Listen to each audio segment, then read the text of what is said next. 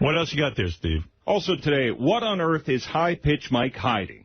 As the first anniversary of his sickening Siobhan sit-down stunt approaches, the prize High-Pitch Mike won is still one big mystery. So, this Howard 100 News reporter showed up outside High-Pitch Mike's apartment in the Bronx to ask to see if his big screen TV is still in the box as he claims. But High-Pitch Mike having no part of it, refusing to allow his news colleague in to see the alleged television. Perhaps the funniest line ever uttered by High-Pitch Mike. He calls news director Brad Driver on the cell phone and says, "What is Steve Langford doing here?" Howard? Yeah. You know, it's funny because High-Pitch Mike just came to me a few minutes ago, and he gave me tape. If you go to GP2, in the first column in yellow, he says Friday morning he just comes out of his apartment to go to work, and there's Steve Langford standing on his corner, insisting on being, let into the apartment, and Mike won't let him in. It's really funny. Let me hear this. Come on, let's go see the TV. You don't need to see it. Why not? Come on. Why not? Because. Let's go look at it. No. Why not? No. Why not? Because. No. Would you go to Howard's house? Would you go to Robin's house? Mike, no. Not answering the question. Because you don't need to be in my house to look at a TV. Yes, That's fine. No, you don't. We got to go. Seriously, I have work to do. What's going on here, Mike? You're a part of the news department. Why would you care if they see your TV is still in the box? I have made no secret that I won the TV. I've left it in the box. I'm planning to move, and I don't want it to get fucked up before I move. Yeah, so it's expensive to me. You had Siobhan's fake vagina on your face, and you don't watch that TV for a year? Well, having her sit on my face is the equivalent of paying what that costs. That's $4,000 or $5,000 for that TV. It's not a big secret that it's in the box. This guy shows up at my house like some sort of stalker. Well, why would you care? I don't want him in my fucking apartment. Why? He's creepy. Steve is creepy? You're not creepy, and he is? You're creepy, too. You're a news guy. This guy walks up to me every day in the newsroom and says, "Tu lengua en mi culo." Do you know what that means in Spanish? No. Your tongue in my ass. I don't speak Spanish. He scares me. Do your job. What do you say to Mike? Dude. Listen, we all know a little Spanish, a little French, What was your phrase that you said? I want to put my tongue in your ass. How do you say that? Let me see. I think Mike told me how do you El tongo en pupo. Tu lengua en mi culo. I didn't know you were going to come up to me and request that every day, though. He scares me. And then I have Does he really scare you? Wait a minute. Let's be serious. Let me tell you, I had neighbors walking. Let's be serious. No, I had neighbors walking out of my apartment. Reporters go out in the field. No, hang on for a second. Reporters go out in the field every day to ask questions. If they did not, you would not have a newspaper every day, and you would not have any television or radio news. You should ask questions, but my TV sitting in a box is not the Kennedy assassination. You worked at ABC News. Exactly. You say you worked at ABC News. This is another thing this pissed me off Friday, Howard. What is this? I went to NYU. I busted my ass to go to school. I paid my own tuition. I worked full time. I interned here. I did Bullshit. internships. And he, in his report, says he says he's giving me. He says he's giving me. Let me speak. Please. Reporters ask questions. He says he's giving me journalism lessons. You should know that. For a kid that says he went to NYU. Where did you go to school? I went to school at the University of Western Ontario and Laval University. Where did you graduate? I did not graduate. Thank you. So don't question where I went to school. Listen, I question everything. That's what reporters do. You don't think he went to NYU? I just wanted to see his resume. I question everything. He won't believe. Do you think he he's will lying? not believe No, I don't think he's lying. I do not think he's lying. He will not believe a word I say. No, I just want to see it. Just show me. But yet he believes the Idol guy. He believes the Robin's wrong guy. Ever since American Idol ended, Steve's got, he's investigating the news department. And let me ask you something, Howard. No, but let's not lose focus here. People want to know about that television, and he is hiding something. We do? Who cares? Who wants to know about it? It's in a box. It's in a box. What do you think? What do you want to know about it? Show us. You know what? I don't think he's hiding anything but the TV, but something's going on in that apartment. But let me ask you something, Howard. Should a reporter who demands the truth also tell the truth? Yes. Okay, so go to Gary Preview page 2 in white, if you would, please. This is the Michael Moore alleged fight that he had with Steve Langford. And what are we going to hear? Michael Moore gets a little exclusive out of Langford. Are you Canadian? Yeah, I was. Did you give up your citizenship? I don't have a passport. You didn't give up your Canadian citizenship, did you? Not yet. Yeah, why not? Oh, you know what? Yeah. It's a complicated thing. In the back of your head, you're going, I might need that, right? No. You're circumventing around the truth. No. You should tell the truth. If you want to play that, perhaps I might answer it. Go ahead. And the fact of the matter is, I'm not going to get into some big discussion with Michael Moore, who's going out the door, about whether I left Canada. I mean, come on, guys. Let's get serious. Yeah, but he asked you if you're Canadian. You said you were. I was. You still are. I do not have a passport. I'm not talking about passports. You're still a citizen. Technically. I left 25 years ago. Tell the truth. Why is that interesting? You're a reporter. Tell the truth. Why is that interesting? Omairana Wankulo. Tulane. What is your point? I want to know about this TV. I think he's being a hypocrite. He's demanding... I think something's going on in your apartment. What's going on in my apartment? I don't know. You don't want Steve to see your apartment. I don't want a creep in my apartment. I have to work with him 10 hours a day in the newsroom. Were you afraid he was going to come on to you because he keeps saying he wants to put his tongue in your No, I'll be honest. My roommate has a 6-year-old kid. He's, the parents are separated. He's not there all I don't want this around. I don't want him around a 6-year-old kid. He has kids of his own. Wait a minute. You have a 6-year-old kid you can't explain in your apartment? On the weekends, the parents are separated. The kid comes over. Are you for real that you're afraid of him around a young child? You're not shitting me, are you? You think he's that weird? Full of it. Do you think he's completely sane? Do you think he has all his marbles? I wouldn't have a problem with him being in my house. I would. All right, well. I just want to go up and see the television. What do you think I'm going to do? Send Howard TV up, but I don't want you. Wow. Now we're talking. Do you remember where you work? Yeah. Where do you work?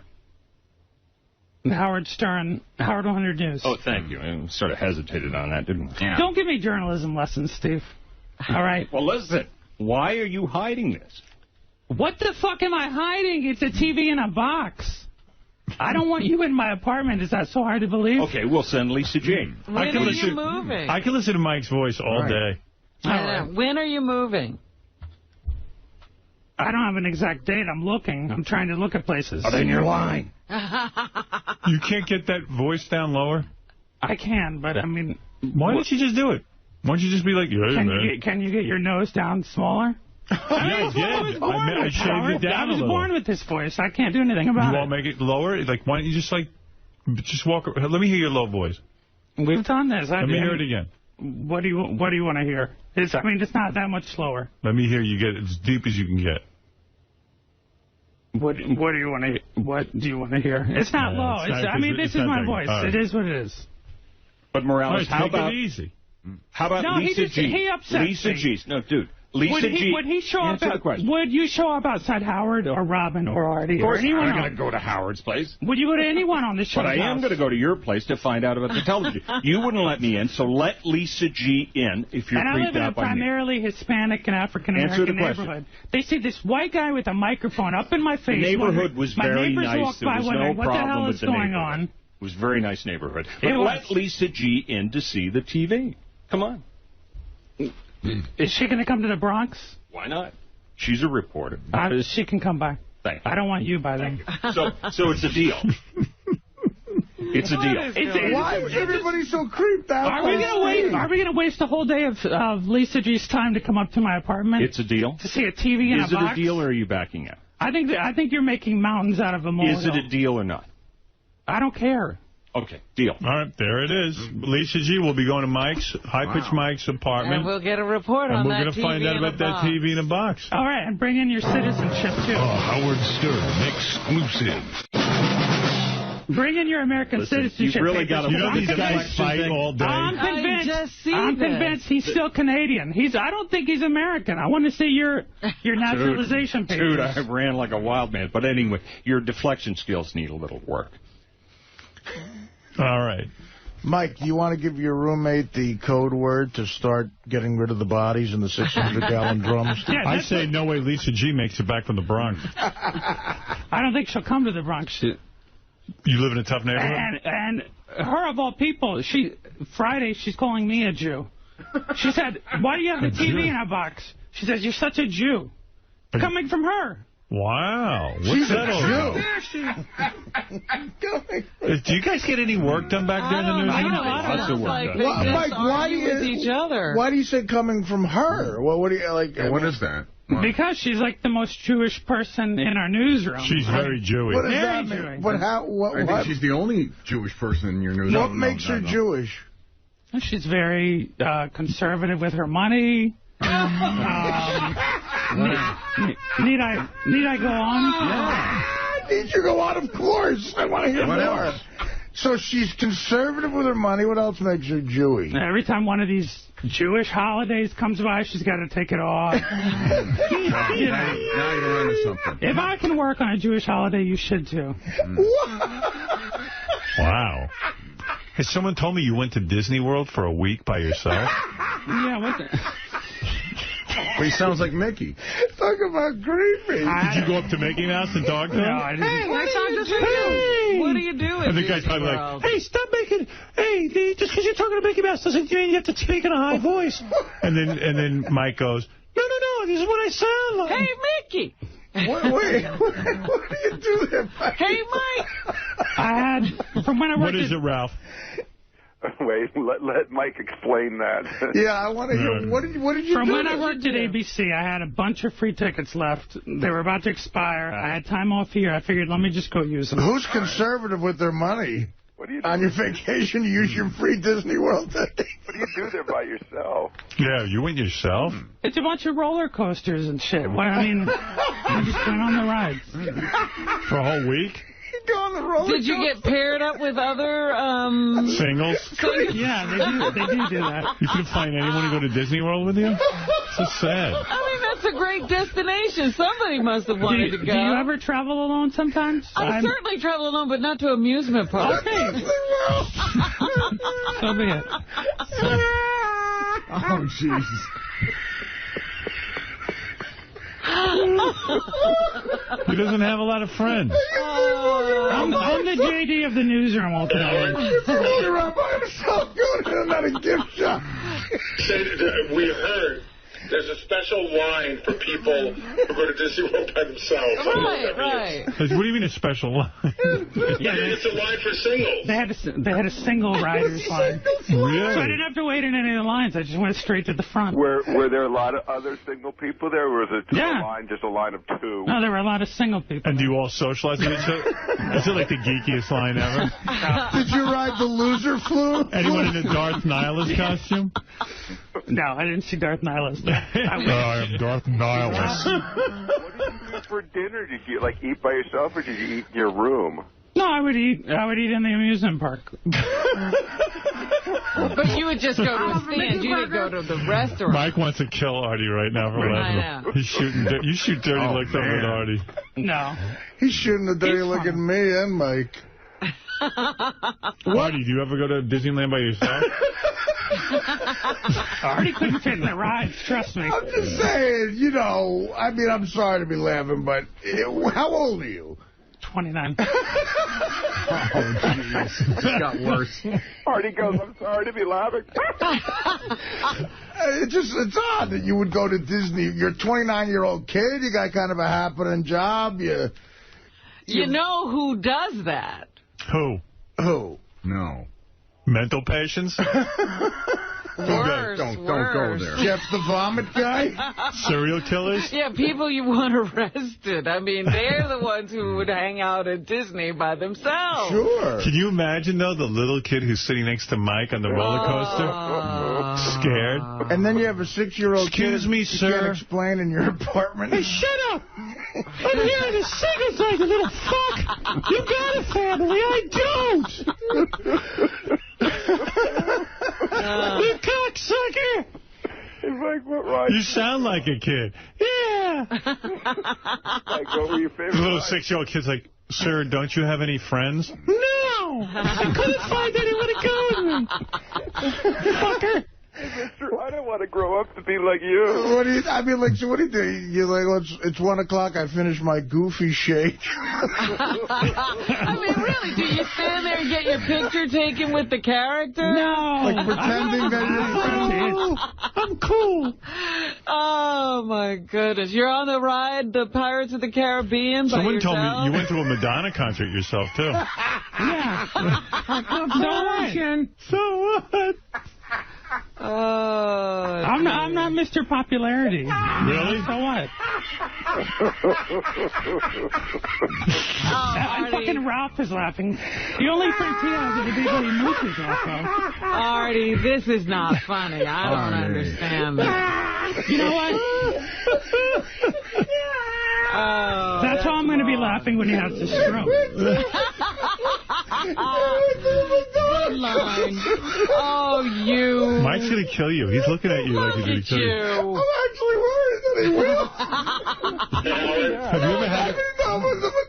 Have you ever had a friend?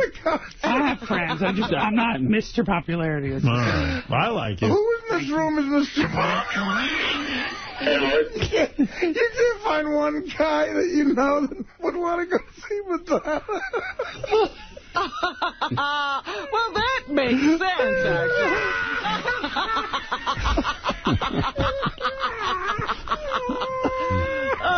I think he's having his heart attack. We're not aware of it. This is the greatest thing ever. Like a virgin is killing him. Oh, no. Did you sing Starlight?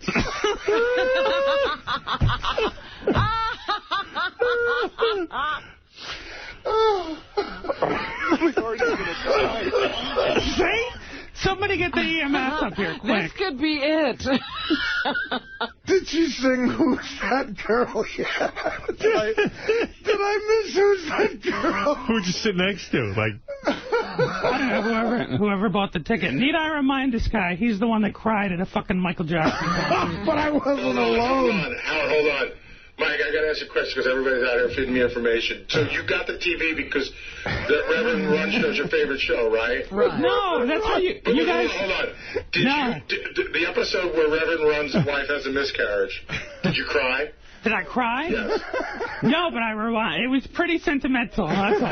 She lost her baby. You cried during that episode. Who says that? Everyone.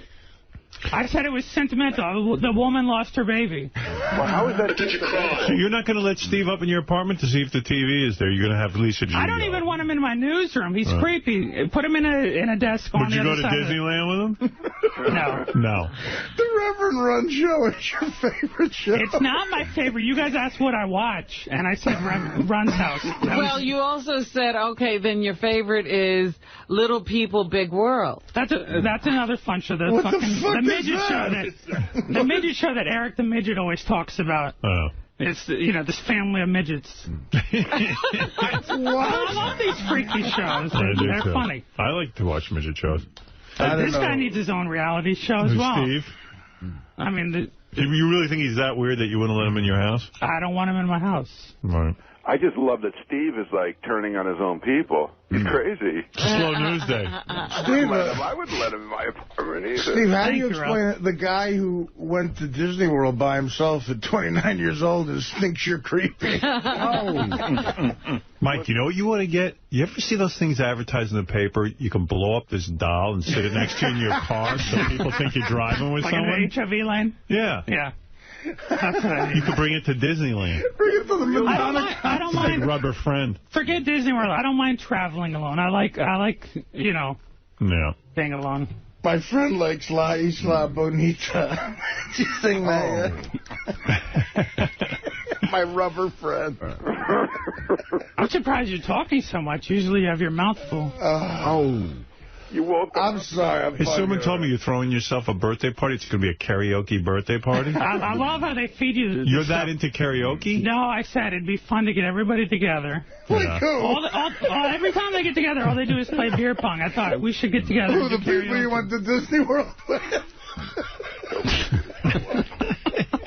Yeah, Artie, they're having a reunion. Get everybody together. Who's everybody? Get all the jokes in now while you're still here. Because once you're gone, nobody will hear you, buddy. Okay, but all right. So who's everybody? Who would be on that list? Who would you invite? The staff here, my friends from school. Hey, Artie, you can sing karaoke at the party.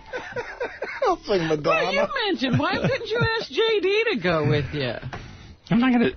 He's not going to go to Disney World with me. Then you guys could go, like, eat together and have a glass of wine. Would J.D. go to the Madonna concert with you? Oh. That's the best ever. That is the... What's going on with girls? You getting any girls? Oh, yeah. I'm here like 10 or 12 hours a week. He's like a young James Caan. Would you go to Disney World with Mike? I would not have. Why? I don't know. He's all right to, work with, but I don't know if I'd hang out with him. Oh, wow. You won't hang out with him? And I even get it from him. Like, J.D., JD's a nerd. J.D. I consider my equivalent. But he walks around with this arrogance like he's better than me. Oh, whatever. I think because everybody back here rips on him, he says, oh, I'm better than Mike. So he it's even like rips on he me. can't hang out with you because he's too good for me. He's got to be better than someone. Exactly. Right. All of a sudden, J.D. is like, Jack Nicholson or something. Compared to him. See? You won't hang out with Mike? I would hang out. You should be best friends. If you two dudes got together, you might get something cool going. At least you have a team. Like, you can goof on other people. Yeah, okay. That's true. Yeah. You guys should unite. You guys remind me like the Palestinians and the Jews. You're both downtrodden. You should unite. Two wrongs don't make a right, dude. Between the two of us, we could remake Revenge of the Nerds, I'm sure. Yep. See the funny bit? See, J.D. doesn't want to be put in your category. Meanwhile, I know, I'm a lowlife. I'm a lowlife to him. Meanwhile, he's the same thing as you. He's no better. You're no better than him. I didn't say I was, but you missed yes, you out are. You're saying you won't hang out with him? No, I have no desire to go to Disneyland and a Madonna concert. Why? He's better than me. I'd rather, rather listen to techno music. Yeah, I would. And avoid Hawaii. Yeah, all of a sudden, you're better than me. Or if you go to one of these concerts. You want to go to Madonna? Hey, let's have a contest. We put J.D. and Mike in a singles bar so you could pick up a chick fast. Oh, no, I don't want to do that. You got to do it. You're doing it. You're doing it. I gotta say JD's gonna go. Why? I don't know about that. I'm not going to talk to anyone. Because the voice is gonna gonna scare the girls off. But that's because Mike is talking to people. J.D. won't even... Come over here, gorgeous. JD's such a wacko. Like he'll see Beth and he goes, hey, gorgeous. Yeah. Like he thinks he's like cool. Yeah. My money's on Mike. He might have the high voice, but he knows how to talk. My voice versus his social skills. Right. Like once he opens his mouth, he's got a normal voice. Hey, did I tell you girls about the time I went to the Madonna concert? Hey, laugh all you want. But I got a great story about Disney World.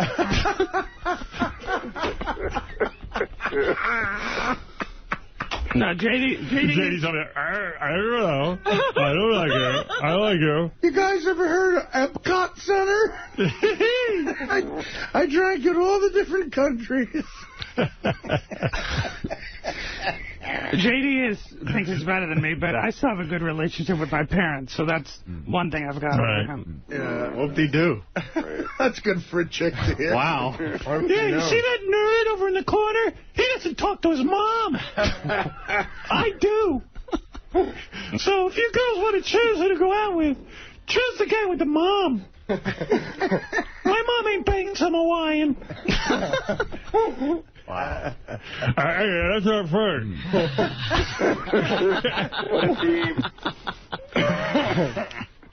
I got to see that show. No, we don't. Yes, we do, JD. Come on. I'm not going to talk to anyone. I'm going to sit there. Prove that you're not Mike's equal. I didn't say I wasn't his equal. I don't like to hang out with a lot of people. JD. The new odd couple. I was on Mr. Toad's Wild Ride for a whole day, so go fucking suck off.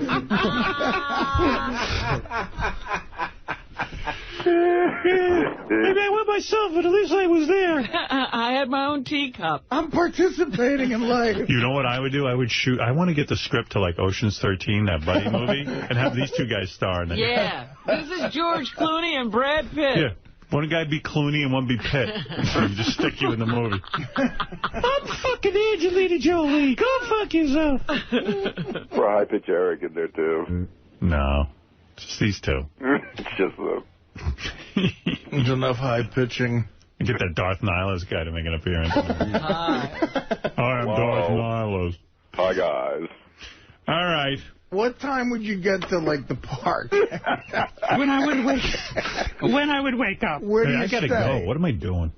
You want to interview him more? Sorry, I don't know. Well, it is interesting. You'd go at the beginning of the day. I'd wake up. You know, it's vacation. I'd wake up 10, 11. I'd show up at noon. Well, look at you, Mr. Lewis. Where do you have breakfast? I never have free time like that. So No breakfast? You went to lunch? Yeah, I don't eat breakfast hardly. And what do you do? Sit by yourself and you read the paper when you eat lunch? Or do you keep yourself busy? I mean, did you have a plan of which part of the park you I would just go to... No, I just... Hey, where do you want to go? Oh, there's nobody here. Do you ever get the blues, like, when you're by yourself at Disneyland? No, I love being by myself because I don't have to answer to anybody. I don't have to argue with anybody. There you go. You know, it's just I do what I want when I want. Yeah. So what do you do? Like awkward in the park there by yourself? No, because there were plenty of other people all by themselves. No, but they were really with people. Yeah, they were like threes, and so they had a single. Who do you think has slept with more chicks in their lifetime, JD or High Pitch Mike? Mike, have you had a girl? Mike said yes, never. I've gone into this on the intern show, but yeah, my sex life now is nothing to talk about. There is no sex life. All right. Really? You're a young man. You're not a bad-looking dude. How many girls have you slept with them? Two. And is JD only one, right? JD got one, but from the show. You got him outside of the show, right? Way before the show. Right. He never got a girl before the show. See, you got him there. Is JD really he just had the one? Is that official? He went with some He chick. claims there was another, right? Yeah, porno chick. Oh, the porno chicks down at Hedonism? Would you fuck a porno chick? If she was tested, yeah. Yeah. I don't want to. We got to get you laid. I mean, Can I have some of your urine? Something Michael. Tastes clean.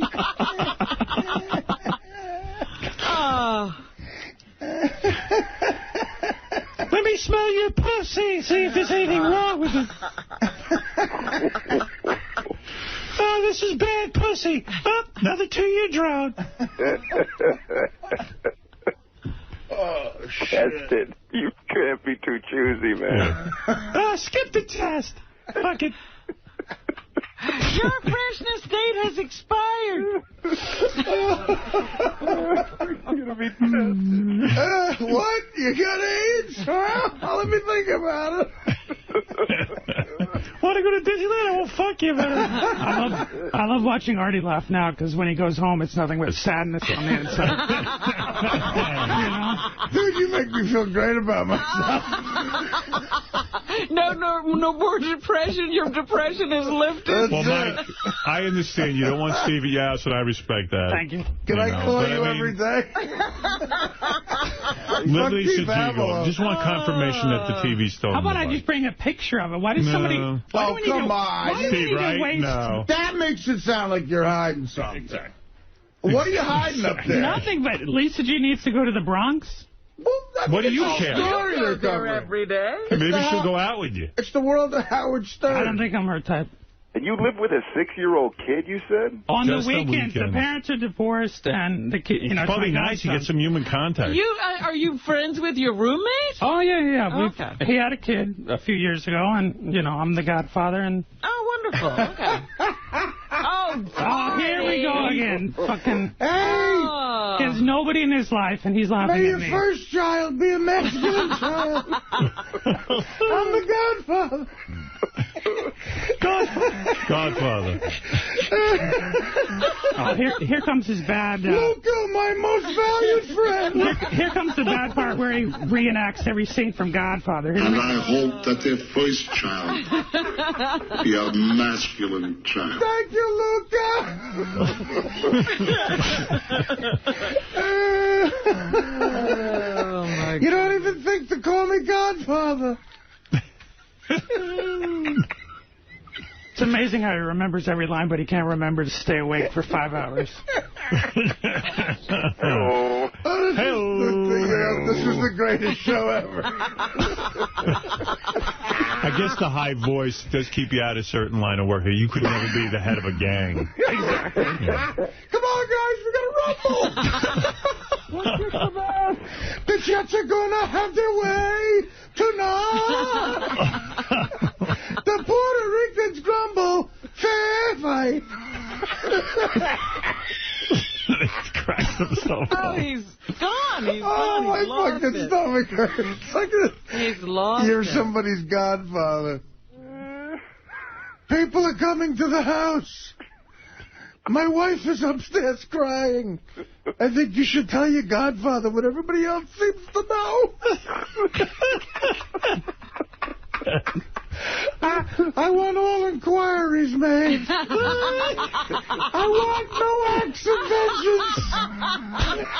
I want you to call all the heads of the 5 families to set a meet. This war stops now.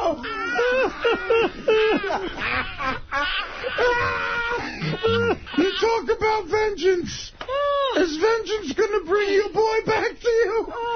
Or mine to me? I forget all the vengeance of my son. But I have selfish reasons. My youngest son, Michael, was forced to leave this country. Well, now I have to make arrangements to bring him back safely.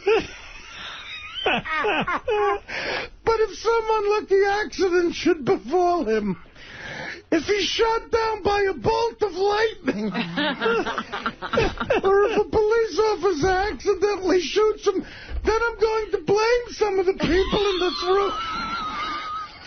So it's hard to get a position of authority. Okay, the next audition for The Godfather. Well, let me tell you something, Mike Morales. I actually... Thank you for coming in, sir. Thank you. Oh, my goodness. Is it true, and tell me the truth, the week you were at Disney by yourself, was it also gay week? Oh, if it was really gay week, that was the first thing you tried to point out. I'm going to faint laughing. Was it gay week? That was the first thing you tried to point out. The dates of my trip, which was before Memorial Day. The dates of my trip. Oh, look, you're killing Artie. You're literally going to get your Artie hit this fucking Artie can't survive gay day. It's a day you trip for gay week. He can't survive that. I'm not going to survive it. He's going to hit his head, watch. He can't survive that one. Oh, please don't. Was it by accident? Look at him.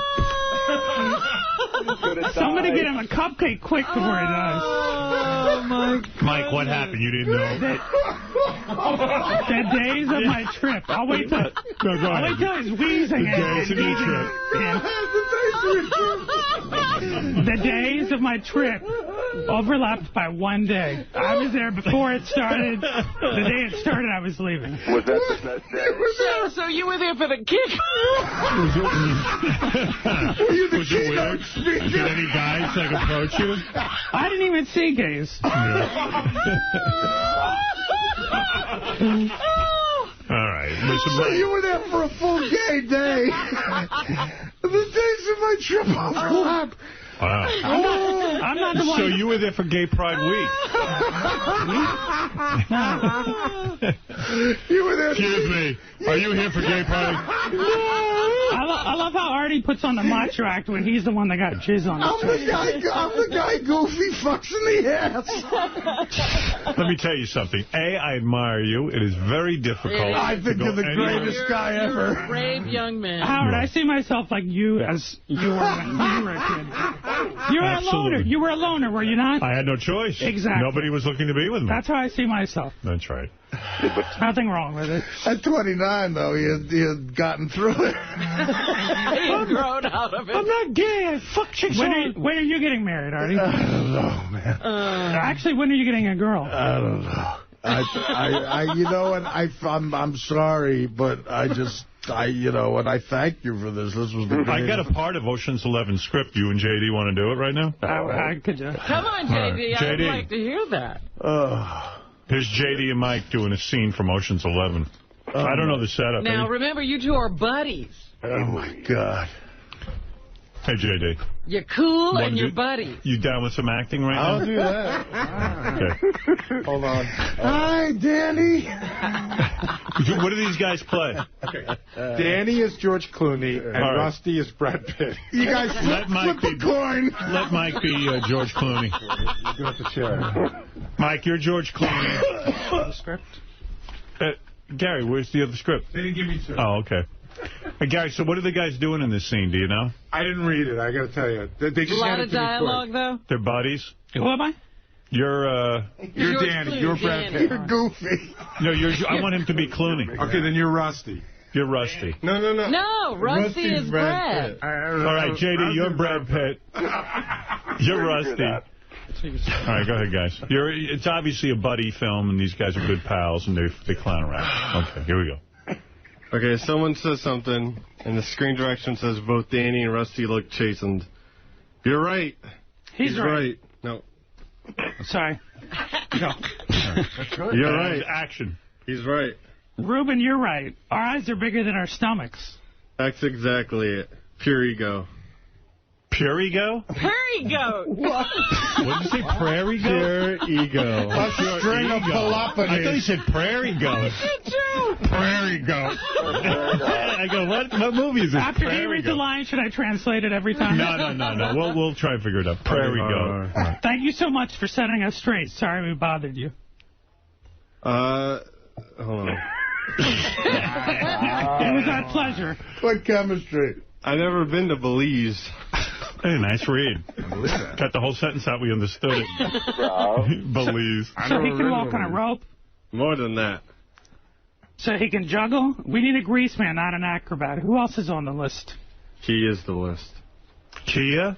He is the list. All right. Very nice scene, boys. Oh, my God. Mike, you have whoever you want to your apartment. That's up to you. You want Lisa G, have Lisa G. Get confirmation. It's so silly anyway. You do what you want. I'm glad you won the TV. J.D., nice read. Boys, very good. Steve, try and treat Mike with some respect, for Christ's sake. You know what I mean? Mike didn't do anything wrong. Good luck at Great Adventure. And Mike, I'm going to tell Steve, no more saying, put your tongue up my ass. Thank you. All right. I appreciate that. All right. Steve, are you done? When is Gay Week in Knoxbury for?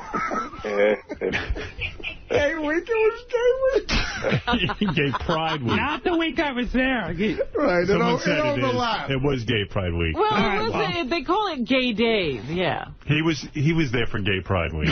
Not the week. I was there. I was leaving the day it started. Right. Oliver already loves Twister. He just took one day. Oh, I'm in trouble. It's Gay Pride Week. What a coincidence. With me, you look kind of hot. Thank you. Steve, anything else? Chuck Zito's View, tonight, 7 Eastern, Howard 101. And if you see Stern News happening, call us on the Howard 100 News tip line, 877-33-SIRIUS, choose channel 100, or email us at howard100news@sirius-radio.com. All right, Steve, thanks a lot. Let's go over to John. Let's go over to John. Johnny, what's up? What do you have for us? Where do I begin? Howard was concerned about asking Darrell Hammond to do his impressions, but his voices were the thing that Darrell seemed the least concerned about doing here. We'll talk about how he reacted to the interview, try to figure out his marital situation, how he broke his nose, why he's wearing black, and why he was so shaken by the Jay Leno conversation and his reaction to all of the drops. Plus, Shane from North Carolina wanted to see the studio, and his wife Nicole was willing to take her top off, accompanied by Moby Dick to do it. We'll talk about how this came together, the fear of her not coming through, the enjoyment of Artie squeezing her ass, and how everybody here helped celebrate Nicole's 26th birthday.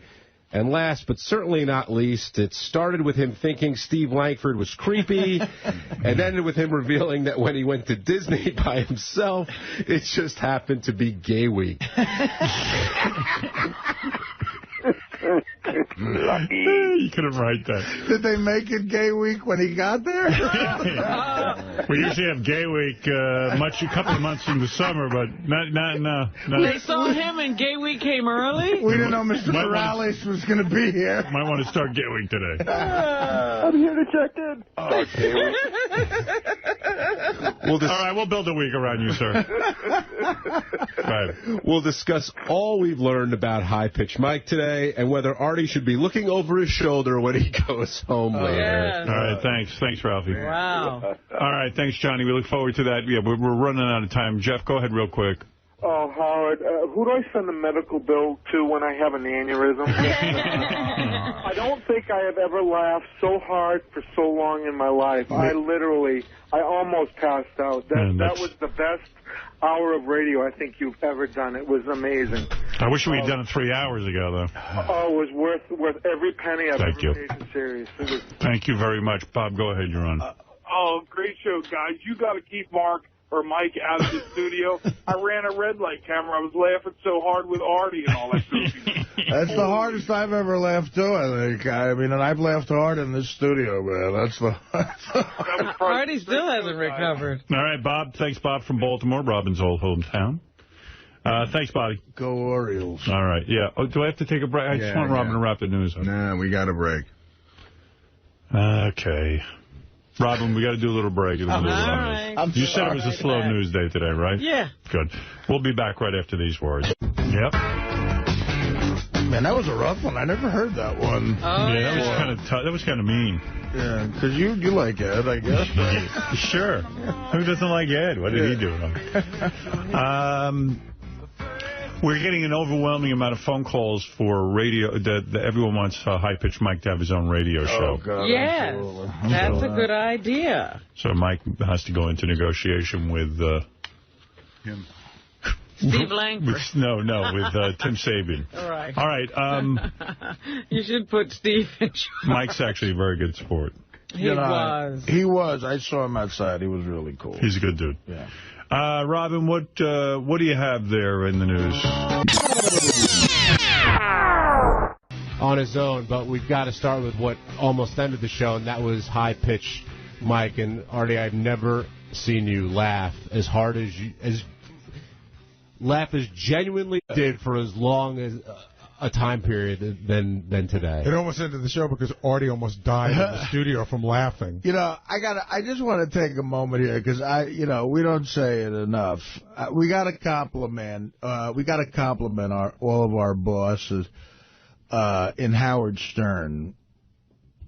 Howard, this is the only show in the history of show business that's on now, forget it, but in the entire history of show business where like a 45-minute segment like what happened with High-Pitched Mike could happen. Could develop. Right, and Howard created all this, and sometimes that gets overlooked. Like, the fact that he created an atmosphere this long form to where something like that could play out, to where me as a cast member could be laughing so hard where you almost throw up and everybody else has fun with it. Like, that's all Howard, man. Like, Howard created that. And I don't think we mention that enough. There's certainly people in radio don't mention it enough. How could anybody challenge what he's done for radio in the sense that we were talking about Maria Melito wins the funniest minute in radio award for her rap on the bathroom at any time. I mean, it's just like no other show in the history of show business or that's on now could ever have a moment like that or an hour like that, and that's all Howard's vision, and he deserves even more credit than he gets. That was the most fun I've ever had on the show, and I've had fun on this show beyond belief. There are moments in the history of the show that just sort of happen like this. Right. Like I think this is really, I think this is like an instant legend. Like, you know what's a moment that people bring up to me all the time? Do you remember the phrase Black Kluge? Yeah, right. And John Kluge was a famous, a media guy. Right. And Gilbert was in, and somehow Robin's private parts became a black Kluge, and it went on for an hour. Well, even another Gilbert moment with doing the Michael Jackson voice with Gabagool, Gabagool. Right. And I used to listen to that as a kid and dream of being a part of it. Literally dream of being. That was more the thing I wanted to do more than anything else in show business. And now being in that room, I mean, you know, Howard really deserves so much credit for creating this. There's no other place in the world where you could have this much fun. And the audience has fun with you. Absolutely. It's just an amazing thing. And I got to tell you, you can't say enough, John, you saw this firsthand today, how that back office operates like a well-oiled machine. Right. People from different buildings come over to tell you things about Mike you didn't know. And, you know, we're putting up notes and, you know, it's did you know that he went, like somebody said, you know, we put up a note that he went to Disney. And then, for, you know, by himself. And then that just becomes, you know. By the time a gay day overlapped, I don't think. Right. He might as well have been running around in shorts with a whistle, you know. You know what it started to become like in a cartoon? Like when when Bugs Bunny has a crush on a chick and his heart starts coming out of his chest. That's what was happening to me. And this is just the greatest show of all time. And I've been on a lot of shows. There's nothing like this in the world. I just had so much fucking fun at work today. And, you know. The best is how it started. He came in to bury Langford. I mean, that's why Mike and the tables can turn. And that happens so often here. When you come in to bury somebody, you better be ready because it can turn really fast.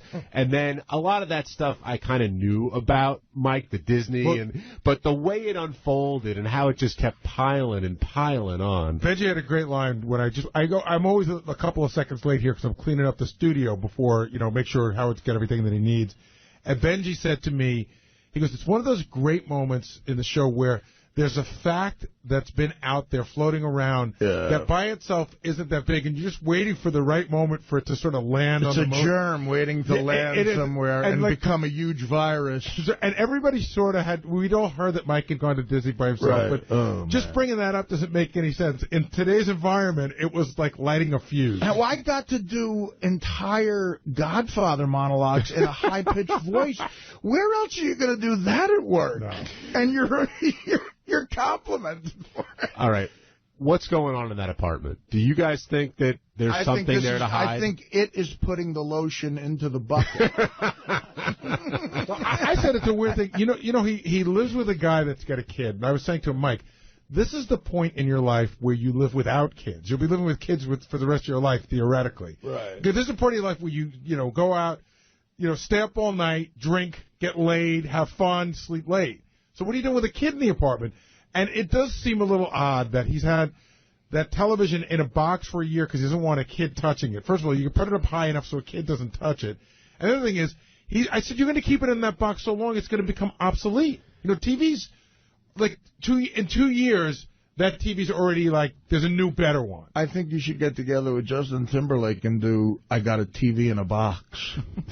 J.D., were you upset being pulled into that argument and being compared to High Pitch Mike, or do you find yourself in a different category? You love it. Oh, I don't know, a different category. I mean, I don't know. Like, I know we're both, you know, nerdy and You think you're cooler than him. Say No, I don't think I'm cooler. I think I'm more, like, attractive than him, but I don't think... Hey, Jay, go out on a limb. I'm just saying, but I don't think I'm cool. I don't think I'm cooler than really anyone. But who's less cool than you in this world? Who's less cool? Yeah, you got to be cooler than somebody. I can't think of anyone right now. See, I don't think J.D. washes properly. That's part of his problem. His skin is a little greasy. How's the water pressure over there? I've been here all goddamn night. Do you get good water pressure in that apartment? Yes, I get water pressure. I don't know if you do. Now, Mike clearly has a chip on his shoulder. Huge. Which came, I mean, he went after Howard with a Jew line. He's been after Robin before. The nose line. I mean, he definitely, but my question is this. Who has a bigger chip on their shoulder? High Pitch Mike or Eric the Midget? And which is more deserved, I guess, because they've both been put in certain situations in their life that they basically can't help. It's hard to say who has a bigger chip. I would say that Mike probably does a better job of hiding it. Eric never hides a chip on his shoulder, ever. And, you know, Mike's got a job and a life of some sort. Well, yeah, I mean, we're comparing Mike to this freakish midget we talked to on the phone who fucks his bed and wears pajamas at 32. Stuck in a wheelchair. Well, yeah. But he was allowed to speak his mind for 10 minutes on the show today, which Howard never lets anybody do. Well, he didn't let him either, let's face it. But, yeah, I don't know. I would have to say that if Mike had a chip, it's a little more, you know, well-deserved, I guess. I don't know. He was shooting you a couple pretty nasty looks during that whole segment. Oh, look, man. Yeah, Artie goes, yeah, he handles it well. Artie goes, I think he's got a good attitude. I think he takes it well. Howard and I are like, no. He was pissed. That's justifying putting the kid in the locker. You know, exactly. He likes it in there. It's roomy. And Frankie Muniz loves it in the locker. It's, I don't know. He's got a chance to study in there. I think he digs it. Mark in Jersey City. Welcome to the wrap-up show. Gentlemen, congratulations. Extraordinary broadcast today. Artie's riff as Mike Morales doing Vito Corleone was really hysterical, worth every penny. My question is, when Howard is going with someone told me, that's Howard speak for Will is putting up on the computer, I think. Now, is there any hostility that boils over to the back room towards Will? Because it seems to catch everybody else. Does he ever get caught up in that? No, because usually a lot of it Will puts up and a lot of it goes through me first. So if he's going to be mad at anybody, he's going to be mad at me because I okayed that going through. But in that case, it wasn't a rumor. It was a fact that he had gone to Disney by himself. And Will puts up a lot of that stuff, but you've got Jason, Gary, J.D., Richard, Sal, everybody back there is contributing. If you're going to work in our environment, you got to understand that if you get caught in that situation, people are going to be putting notes up about you. Just because Will is the one who physically puts it up doesn't mean he's the one that came up with it. And but if it gets to Will, as in that position, he has to put it up. Will can't sit there and go, oh, I'm not going to put that up. That could really hurt Mike's feelings. Will has no choice but to put that note up. But Will, to his credit, puts up a lot of his own stuff, and it's good. Yeah. I mean, it's good to have a guy who's a little bit evil in that position as well. That's why John works so well there as well. J.D., what were you going to say? No, I'm just saying, it sucks. I totally lost my train of thought. J.D. crystallizing the entire operation. Actually, we have Mike Morales on the phone. Mike, is this you? It's me. I just don't have time to run back there because I'm actually doing work now. But I just wanted to say I don't have a chip on my shoulder. I love everybody in that studio. It's watching Artie laugh uncontrollably at me that I just feel the need to come back at him. Yeah, and you come back very well. It's justified. I love Artie. I love everyone in there. You know, and I see why you're laughing. It's funny. Yeah, you're 29, and on your vacation, you went to Gay Week at Disney World. In all reality, no one on the show is perfect, but all my imperfections came out today. Right. Well, no, I think there's more to go. I guarantee there's more, but we'll let them roll out slowly. Is the karaoke birthday party still a go? I don't know. Count me in, buddy. Me and you are going to do a duet, Evergreen or something. Awesome. I Am Woman. I'll only do a duet with you, Artie, if you sing Madonna. You got it. All right. Bye. Bye, Mike. That voice just speaks for itself. Mike online at the log flume. I should point out, by the way, that Mike interned for us way back in the day. And a little known fact about Mike, Artie, Mike was and this was his idea, Mike was the first ever male contestant in the interim beauty pageant. What did he win? He did not win.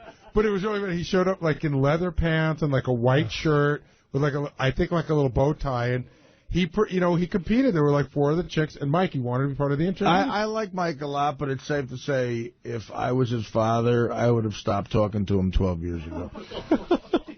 Gino in Cincinnati, welcome to the wrap-up show. What's up, guys? Hey, Gino. Hey, I worked at an amusement park, and we always called guys walking around by themselves solo homos. And thank you for driving home my point. But that brought up another conversation with my buddy. He insists that two guys that do stuff by themselves, eating dinner, whatever, look gay. I wanted to ask you guys, if you see two guys sitting there eating dinner, not, looking longingly into each other's eyes, no bullshit like that, but just, two guys doing something, does that say gay to you? It's really a per situation thing. Like Artie and I could go out to dinner, and I don't think it would look gay. Yeah. But there's other people who go out to dinner it could look very gay. Right. Well, I mean, it depends on there are guys who think the only time two guys should be eating dinner is if the construction job goes overtime and they get that bacon pizza from Domino's. Another thing, by the way, when the guy was talking about when you see, a guy alone at Disney, I used to read all those books from the profiler, guys who would profile like pedophiles and stuff. Of course. And I'm telling you, I'm not saying this about Mike because Mike's a good guy. But when I'm at Disney or a place like that where kids are just a fair or anything, and I see a dude by himself, my antenna goes up. Right. Seriously, I'm totally keeping an eye on it. He has a high-pitched voice. He's got the cross eyes. Creepy, cross eyes. I'd say any of that. He lives with a 6-year-old boy in the Bronx. I don't know any of that when I see him. I just know a guy alone scares me. And he won't let anybody up to his apartment, and there's a 6-year-old boy in the Bronx. If the contest happens between J.D. and Mike picking up the regular chick, who's your money on? J.D. Mike. I don't know. I hate to say this. J.D. wins in looks, but Mike has more personality. Yeah, I will not talk to anyone if I don't know them. Doing that hottest regular chick. Then how do you pick up a girl? Yeah. Exactly, I don't. So, so you're going to fuck, who do you know? What chicks do you know? And then one of them is going to be one you fuck. Now, let's figure it out. Let's get the list out. What do you mean?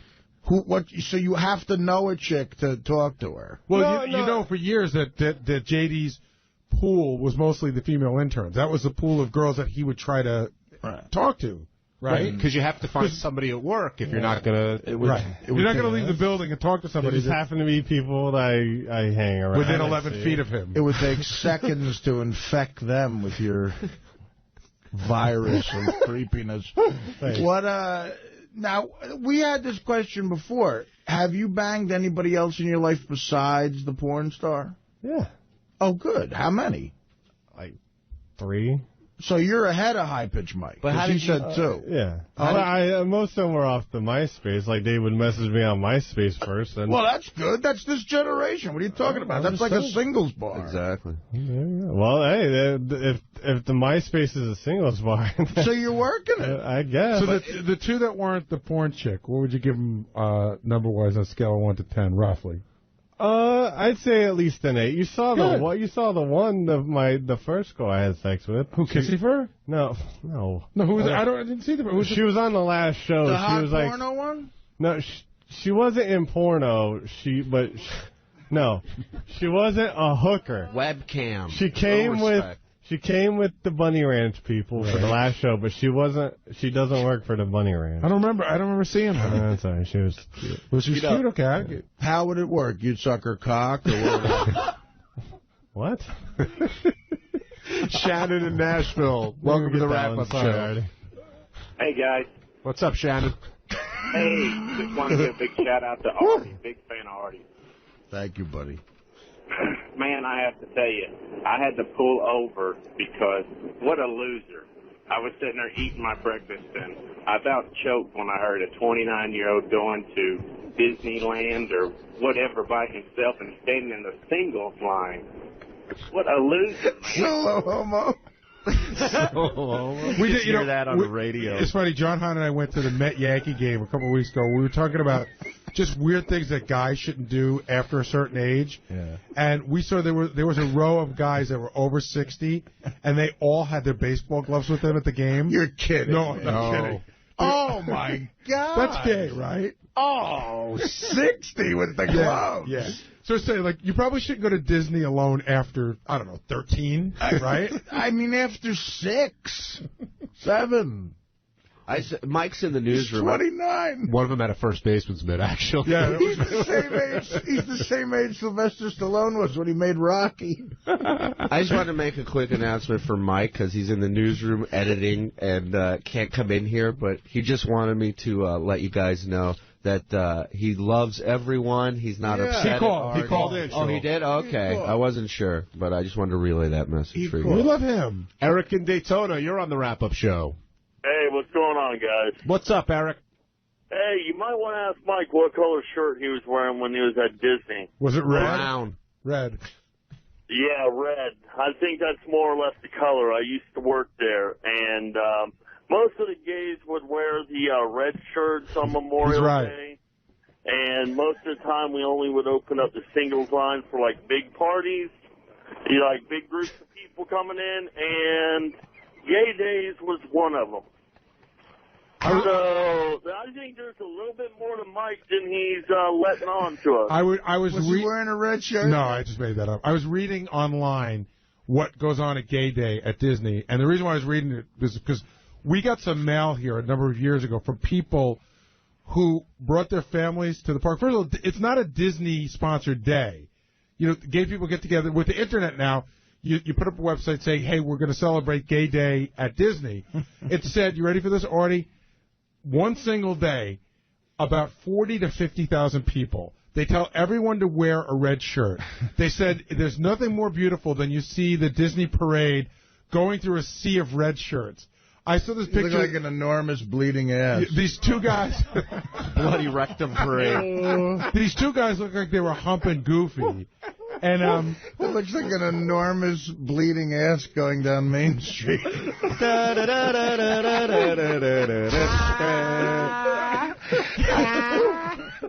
they want the 100 guys at the end to wear brown shirts. John Hine. Snow White's on top of the bloody ass.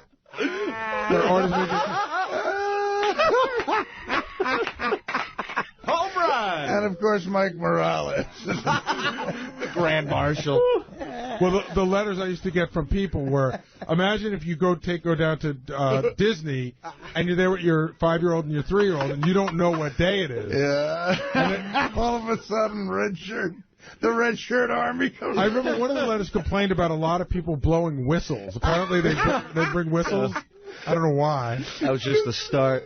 Or maybe that was a guy's nickname, Whistle. A bunch of them.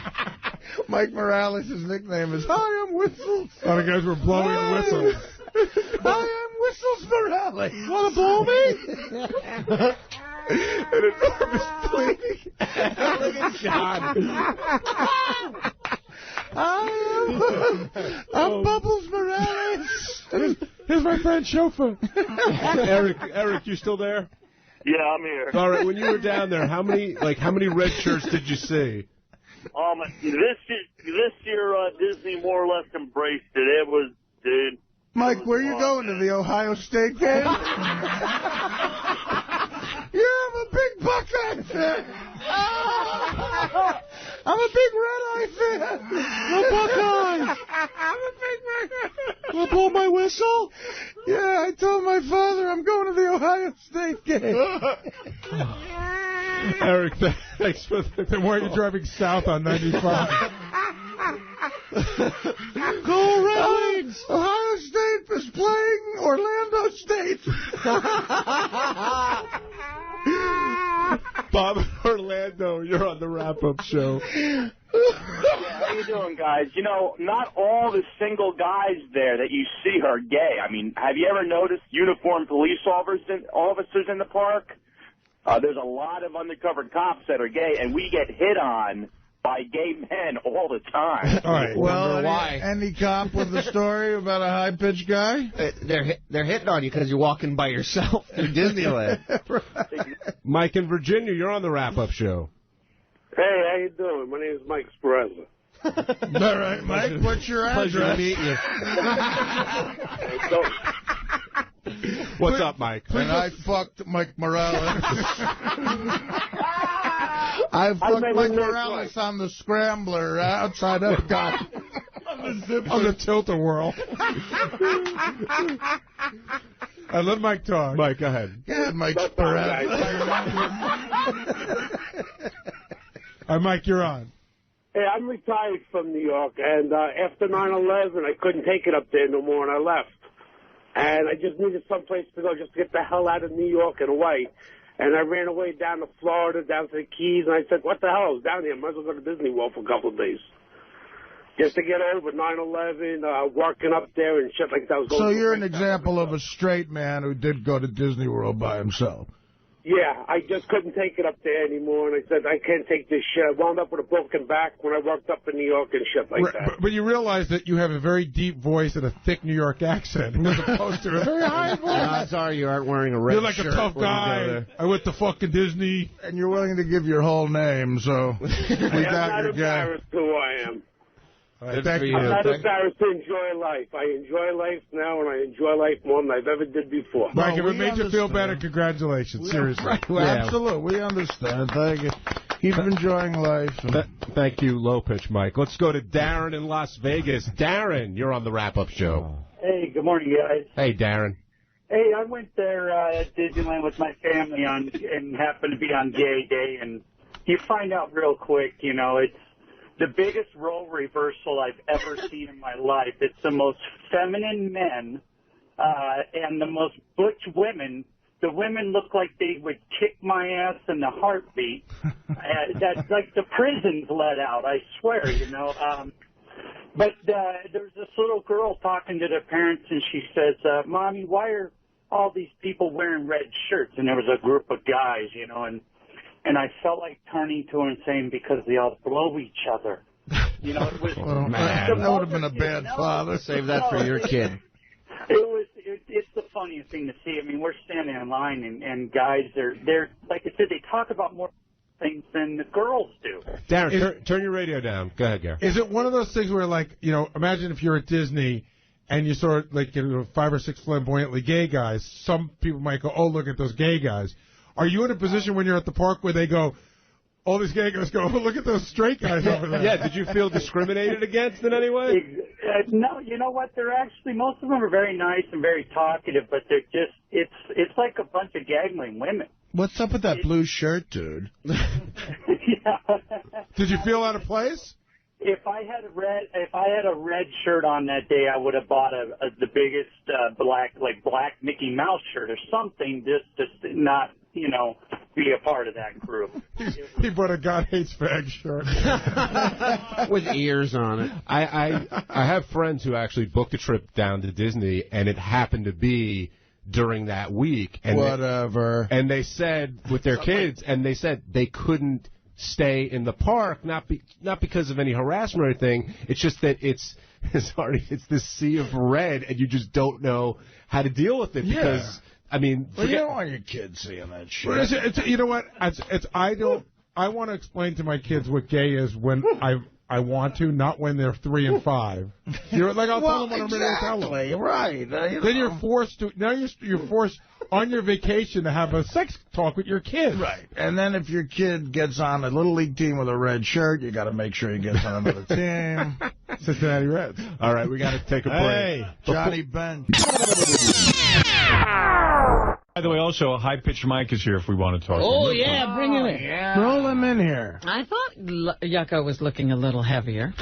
Mike, I'm a fan of your new segment on the news where you sound off about various different things. So am I. The one about Artie as well, we just played some of it. What's going on here? Well, you know, yesterday when he's falling asleep, I just want to take the radio and throw it through the fucking wall. Oh, a Sirius radio? You motherfucker. Unfortunately, a Sirius radio. Yeah, you couldn't pick a Sirius radio up. But I don't understand why you let him get away with this. What do you mean? I thought it was funny yesterday when Artie was sleeping on the air. It's funny the first time, maybe even the second time. Right. Well, it only happened once. Well, no, once yesterday. Right. But about 10 times. All right, but we woke him up with the air horn. It's called comedy. Look into it. What? This is one of the most coveted jobs in comedy, and apparently you don't appreciate it because you keep falling asleep day after day. How dare you? For 7 years, I've been awake the entire show. So I took one cat nap. Where do you get the arrogance or the audacity to sit next to Howard Stern and just fall asleep in the middle of a show? Until he tells me different, I'm not going to take my fucking marching orders from you, you little weasel. You don't have to, but I would show him some respect and stay awake during his show. Well, I happen to have a medical problem. So get it addressed. Well, I can't get, but I am working through the medical problem. A lot of people in my condition, type 2 diabetes, if you listened yesterday, a lot of people I was diagnosed with type 2 diabetes at 9. At fucking 10:30, I was still here cracking jokes, let's fucker. be honest, and I was on the wrap-up show while you were preparing your little homo soliloquy let's be honest, in that den you have on the Upper East Side. Diabetes is not your problem. Let's be honest, all right? What? You know what your problem is. Let's be honest. What's his problem? Yeah, I'm not going to... What is it? You think it's drugs? He's still on something. You think he's on heroin still? I'm on Subutex. I don't know if it's heroin, Subutex. I mean, Subutex won't make you fall asleep day after day after day. You're on something. I'm high on life, something you clearly are not. And no, I'm very confused. Are you angry? You went to one amusement park with someone else, you might be. Are you angry with Artie also because he ridiculed you on the air and laughed? Oh, really? no. I'll take the ridicule. What he did is came out here last week and lied. And said that I walk around saying the N-word constantly. No, I said we have it on tape. Yucko, I appreciate he does racial humor. That doesn't necessarily make him a racist. He said I walk around saying the N-word constantly. No. And that's bullshit. I said you've said it on the air before. We have tape of it. No, you said High-Pitched Mike walks around saying the N-word constantly. No, I did not say that. I'll pull the tape. I'll pull the tape. You're lying through your fucking teeth. Have you used the N-word? I don't use the N-word. You've never used it? The worst thing I've done is the horrible thing I said to Robin. I apologize. What was that? What? He almost said it. What did you say? When the stupid Siobhan event happened. Which was what there? Fucking... We were insulting each other's physical attributes. Of which you have none. I attacked her weight, which she's beautifully changed. She looks amazing now. Right. Thanks to you. Yes. But, yeah, I'd like to take credit for that, Robin. Thank you. You can have any credit you want. But, I attacked her weight. She attacked my eye. And then I said, if I can't change my eye, like, you can't change your skin color. But whatever. I wasn't saying that to attack her race. I was saying, you're born. What would you be doing? Shut up, Artie. Shut up, Shamu. Shut up. Oh, Shamu. What I was saying is, you can't change how you're born. She was born black. I was born with a, wandering eye. So what's wrong with being born black? Well, we each have handicaps. Right, exactly. That's what you mean. You were born with a bum eye that makes you look like a retard, and she was born with as a black person. Yeah, what does that fucking mean? You weren't born a drug addict or a fat ass, but you turned into one. But you turned into one. Well, and I can turn back into a non-drug addict, non-fat ass. So do it. Take a few weeks off You're always going to sound like a squeal jerking off, and I'm going to fucking... Go do another movie. I might do another movie. How many movies have you been in, sir? I don't want to be in movies. But if I wasn't... Good, so that's one less disappointment. Is it possible to win an argument with a high-pitched voice? Probably not. No. Right. Let me ask you something. Howard, let Steve Langford in your apartment, child molester. What do you think grossed more? What? What do you think grossed more at the box office? Artie's Beer League Go ahead. Or Weird Al Yankovic's UHF? I would say Artie's movie. Wrong. Really? UHF, that had to make... I had a small distributor. This was a small motion picture. We are in the black. I am getting checks now once a month. What do you think grossed more, Beer League or Howard the Duck? Howard the Duck? I would think Beer League. Howard the Duck. You're kidding. You mean the Steven Spielberg directed Howard the Duck, you fruit? That was Lucas. Beer League? Well, whatever. Beer League or Garbage Pail Kids, the movie? I would think Beer League. That's wrong. You can't beat kids' movies. Well, you've done a lot of research. I got to say. Hey, Howard. Yeah. We have a black intern out there. He was sitting watching the screen totally offended that Mike was comparing a lazy eye to being black. Yeah, you're right. That's and he even said, he goes, you know what? That guy could throw on a pair of fucking sunglasses. I'm black, and why is black an affliction? Black is not an affliction. You could put on sunglasses and do nothing but talk with a cock in your mouth and change everything. Being black, I think what he's saying is I can't change my eye any more than Robin could change her skin color. Correct. And being black, you face a lot of racism in society, whether you want to or not. I face a lot of ridicule because of my eye. Howard, what? I have a question. You asked Jerk, what's grosser? The left side of Mike's face or the right side of Mike's face? I pitch my Google eye. It's always looking at dudes. I pitch Mike's Google eye. I don't know. From the mail. Wow. Google. All right. Are you angry? I mean, it is a fact. You are a virgin, right? No, and I've said this on air. Oh, you're not? And people can contest it all they want. I don't give a fuck what the people in the back think. All right. No. You are not a virgin. Right. You've had sex with a woman. Yes. More than Bullshit. Yes. I mean, was it more than one woman? Bullshit. Look Was at the you. woman alive? Was you the think woman Dana alive? will ever come back to you looking the way you look? I've moved on. I've moved on. But you know what? The Artie train is pulled out for Dana She did not dump Cerrone. you because of a dog or drug. She dumped you because of the way you fucking look. No, she dumped me because I had some issues that she couldn't deal with. She was immature and she left. Well, she's never gonna, it's obvious she's never coming back, so you can kiss that car. I am getting I'll be note after note. I'll be balls deep in Britney's Star while you're sitting alone in your apartment trying to figure out how to open your television set. And put Run's house on TiVo, you fucking Coming homo. up tonight, as a matter of fact. By the way, did you ever unwrap your TV set? No. Of course she didn't. Oh. Boy. He's a gangly little creep. It's going to be like, it's going to be old. Yeah, it'll be outdated. Why haven't you unwrapped the TV set you I've won? gone through this before. I don't understand. I'm trying to move. You know, I don't want to... To where? I've still got an Atari in the box, too. I'm being handed a note that says it is a fact that you are lying, that you are a virgin. All right, so how is it a fact? How would anybody back there know anything? Because we don't see any... There's no women in the last 10 years who have been screaming and walking into Bellevue crying that they fucked you. When did the... Like you're a gossip to women. I didn't say that. When did you get laid? I banged a lot more chicks than you have. Back in college and shortly after college. When Reagan was in office.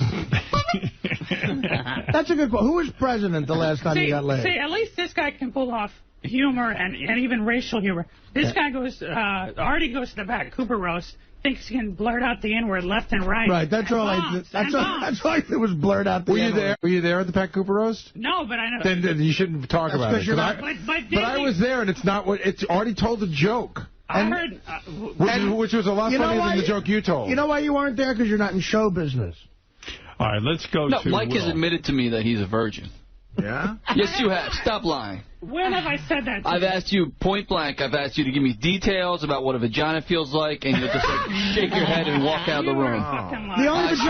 The only vagina you've seen is on fucking Javon. I've also told him that I opened the TV, so I mean that holds. So you're a liar. Yeah, you're a liar. Wow. And you are too. No, I'm not. You're on fucking drugs. Talking about you. Admit it. Check yourself into a rehab today. I'm on Subutex. That's a powerful drug. That's your codependency, but what's your real dependency? What do you mean, what's my real dependency? Wow. Food and liquor at this point, but I'm working on myself. That's the difference. You're not working. You're going to stay. On the fucking scale. You're going to stay a cross-eyed. Get on the fucking scale. High-voiced little fucking fucker of children. That's true. You're a predator. You're a sexual predator. Yeah, I'm a predator because I went Who else goes to Great Adventure on gay day with a red shirt on? You want it in the ass, and you want it hard. That's ridiculous. That's an obscene claim. Admit you're a gay guy. Just nobody cares. Nobody cares. I'm not gay, and even if I was, I wouldn't care to say. Yes, you would. The same way you. Why do you say he's gay? Because, I mean, because he's got this fucking macho attitude. Because no, but he's got a lot of masculinity issues with his father and his, throwing him on a fucking baseball field all along. I know. I was so tortured playing baseball as a kid. Well, you obviously... You would have been, because you are looking for a place to put the bat in your ass. I'm not athletic. I don't go to a fucking softball game a year ago to fall flat on my fat ass. Well, I was playing in a competitive game. Something you should try. Have you ever played an organized sport? I don't need to. I don't want to. Is sucking cock an Olympic sport? Because you'd be on the fucking you tell me, team, because pal. you're the one with jizz on your chest, asshole. I washed that off years ago. I tell you, this is an amazing argument. I just think, Howard, it's not a lack of respect. You've worked far too hard and come too far. Well, let somebody disrespect you day after day. I'm not disrespecting him. It's a physical affliction. I think the fun of the show yesterday was, sort of hearing the mess that Artie was in, and he knows how to turn that into comedy gold. I was not offended. Honestly, I wasn't. I appreciate you saying it. I understand how you would feel. I've taken type 2 diabetes and weaved it into a comedic classic. Right. He has. On the most listened to radio show in the satellite world. You are a comedy You motherfucker. Legend. You are a comedy legend, Artie. That's why you're still sharing stages with Bob Levy and Beetlejuice. I'm sharing the world stage with Howard Stern, fucko, as you've pointed out many a time. And Yucko is not on my show. Artie. Never will be again. Hey, but picking on Mike's, look, okay, I know Mike went to an American Idol concert by himself. Right, so that's not right, okay. All right, So and to Disney. You know, he ran up to Sanjay and hugged him and took a picture with him. You ran up to Sanjay? We have proof of that, fruit bag. See, there's another. We have proof of that, Fruity. Apparently, drug addicts have a tendency to lie repeatedly. The drug you're going to be addicted to is AZT. What I tried to do... In about 20 years, you'll be dependent on that fruitcake. Why don't you take a lesson from your father and learn when to quit? My father was not a quitter. He died. He died of an affliction. He's probably looking down on you right now, sad and depressed at what you've become. One thing we know is you'll never be able to look down on anything. There you go. Side to side. We'll be at the State Theater this One thing you won't have is a kid, and if you did, you wouldn't be able to look down on it. All right. The fags can't get married. Now it's getting ugly. Now it's getting Why don't you go to Massachusetts and get married? Mike, I enjoy your segment on the news. Thanks. Fruitcake. Obviously, you tell it like it is because this is what has occurred. All I'm saying is he would live... Look, I've had issues. I know people in show business who are secret gay guys. He's not gay. It's an awful life to lead. Yeah. It really is. And I think if you just came out of the closet, you'd have a much more comfortable life. We'd all accept you. We would all accept you. Let me ask you something. It would make total sense. Let me ask you something. Howard's got a news department here. Why don't you pluck out 2 of your hairs and Howard Laundry News will take it to an independent drug testing lab? What does that have? Why do you have to find out how much Percocet I took in 1989? You have nothing to lose if what does it matter? What do you mean? People know I'm a drug addict. I'm out. No, here's the difference, you high-pitched little weasel. I come out and say everything that's wrong with me. I've admitted to doing heroin. I've admitted to getting cum on my chest in a threesome. In the past, you're still now I'm addicted to Subutex, and I have type 2 diabetes. You're making fun of someone with a vicious, awful, killing disease. You, my friend, grandparents had diabetes. You are staying in the closet. You are not being honest. You think whatever you want to think. I've never cared. Have you ever engaged in homosexual sex? No. Okay. I don't give a shit. Just going to the American Idol is gay. I don't give a shit what you think of me or what anyone else thinks of me. I don't think of that. You are still a drug addict, and if you weren't, you would pull out 2 of your hairs and we'll get them tested. Dude, I would ask you to do that, but then you'd be bald. Yeah, turn around. You got a huge fucking bald spot. Yeah, but no one can see it. In show business, everything happens from the front on, pal. That's why you're in trouble. Yeah, you know a lot about show business. How long did Beer League last? 2 weeks? I know you're not gay because, first of all, no gay guy could dress the way you do. Gay guys don't like Beer League either. They don't like any of my stuff because it's manly shit. I bet you hate Charles Bronson, you used to be funny. When you put out It's the Whiskey Talking, that was funny. All right, look, guys, I'm running out of time, and I'm sorry you can't... I can't believe that the animosity goes so deep. I'm very sorry you can't see eye to eye. Dude. No, I didn't mean it like that. It came out the wrong way. Let yourself free. Free yourself. There's nothing wrong with being a gay guy. That's not fair. That's not fair. You keep saying that, and when you have your stroke on air, when you're dead in a couple of weeks, I'll have my last. All right, thank you, Mike. And we look forward to your segment. People don't die. You know what? If I have a stroke on air, I'll continue to call you a fag through the right side of my mouth. I am fighting in this. That was ugly, but enough about Mike. All right. I'll tell you, he stirs me up, that kid. Yeah, Bob.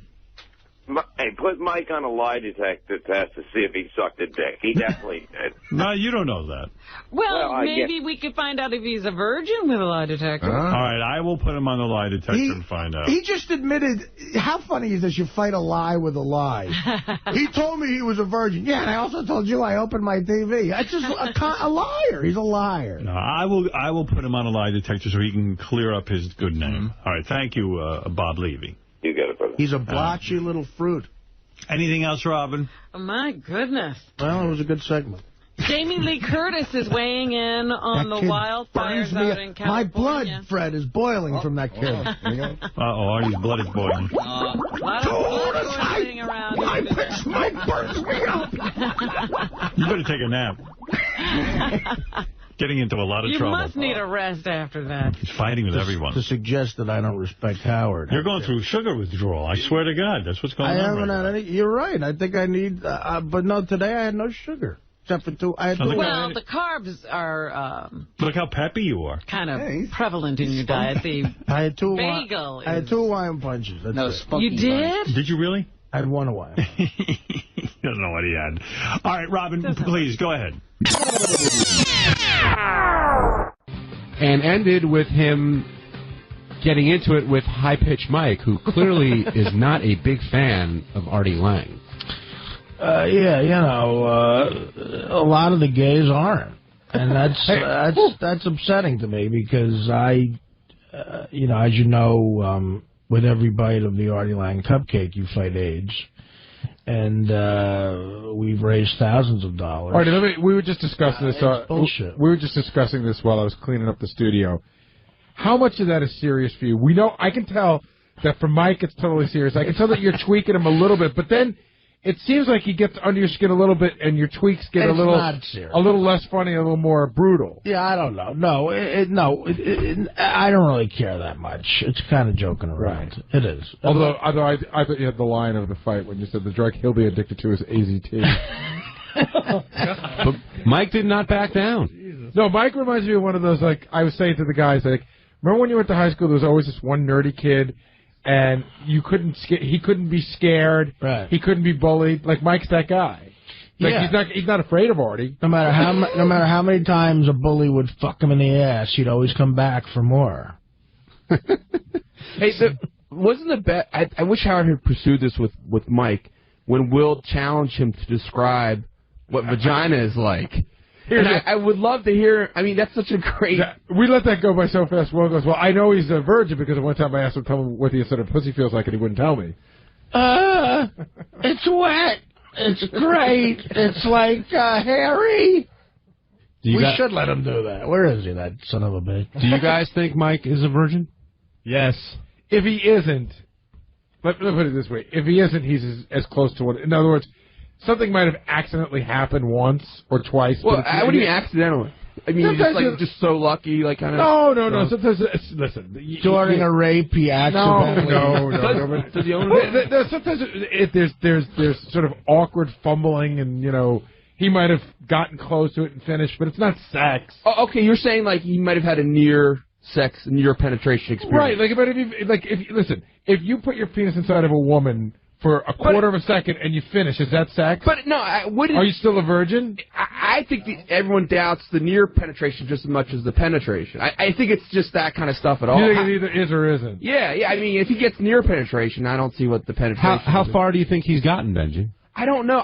First of all, I do like him, and actually, he's grown on me. Like a wart. I interned with him, actually. Oh, that's right. That was your semester. In 98, and I would believe. I guess if I had to bet one way or the other, I would bet that he was a virgin. Oh, Jesus. I'm just saying. Do you think that he may have had some sort of sexual experience, but do you think that he's ever experienced like a full lovemaking session where you get the full, you get the full everything? No. How are you defining sex, Gar? A penis goes into a woman's vagina and it's not done in 4 seconds. Then no. But Artie, do you even believe the near penetration? I don't. Yeah. Well, under what circumstances would a woman, unless the woman was retarded or something? Well, how would you? He's a smart guy, and he seems to be playing the fence on this. That he's like gonna come out later and say. And I actually thought Artie you were a little bit mean about the gay stuff. Like you're not creating a safe environment for him to come out in. Sorry to be mean. No, I really thought you were. On this show.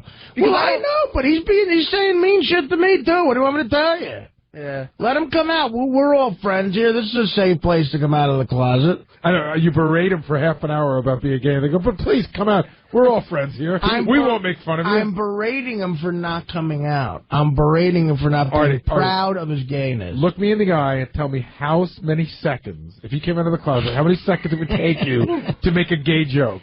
I wouldn't, because I'd respect him. Stop. But until his punishment for not coming out of the closet is going to be enduring gay jokes. See, I don't think the second he comes out, I'll embrace him and I'll go, now we're friends. I do think it's a good chance. Like, I've always thought this with high-pitched voices, that there could be some sort of psychosexual dynamic to it. What? Oh, you mean with a guy? It could be something to do with your sexuality. It might not just be... You mean like he lacks testosterone and that's why the voice... That could be a biological reason, but there could also be like some sort of psychological reason, like some sort of trauma that makes him scared of something, of being a guy to be a woman. People who like cock generally have high voices. But you mean like it could be like a shrink could work with him for years and break down some barrier, and then he start talking normal. Although he does sort of have a masculine persona also. With where do you see that? Well, yeah, what masculine part is there? The American Idol concert, going to that by himself. I mean, that's funny. It's funny, and Disneyland by himself. It's funny when you balance it with listen. The lines don't have to be like, you don't have to love football, but there are certain things that guys dig, and like even Howard, we joke around. He likes Dancing with the Stars, but he's still a dude. Like, with Mike, he doesn't like any of those masculine guy-type things. I think he might be gay. I do think he might be. I have no reason to think that he acts like he is gay. And that's all I'm saying. I think he's asexual. I've never heard him talk about fucking. I don't think he cares one way or another. To fuck, like, I think he's a sexual predator.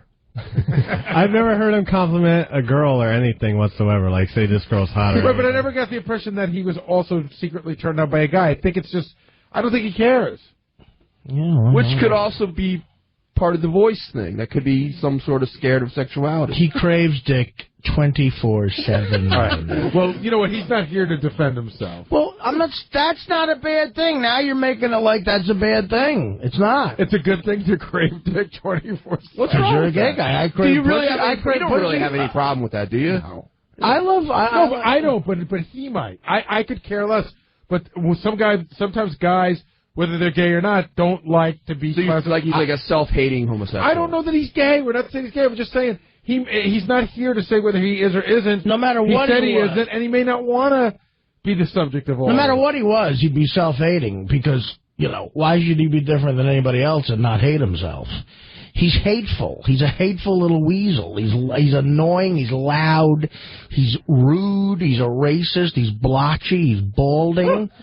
And with every step the gay community takes forward, and it's been so hard for the gay community to get to the place where they're at now and accepted in certain major cities, he's taking them 2 steps back by not admitting that. But don't you think it could help? A gay American. There's a gay guy working on the show that has a prominent role in the show that he could help the gay community. Yeah, of course. That's my point. We're ready for a gay dude on the show. Artie's saying, come out. If that's the case, just come out. Yeah, come out. And I think you're angered by his hypocrisy if you believe that to be true. Exactly. Okay, let's go to the phones on this. Let's talk to Claire in New Jersey. Just because the cock goes in the back door doesn't mean you can't walk through the front door of life. Claire, you're on the wrap-up show. Yeah, Artie, what's up with your vicious homophobia? Why do you always go to the gay bashing argument? Why do you always take any argument and turn it into any argument with high-pitched Mike at least, and turn it into a fucking gay bashing argument? You are one of the biggest homophobes on the fucking show. That's a horrible fat joke.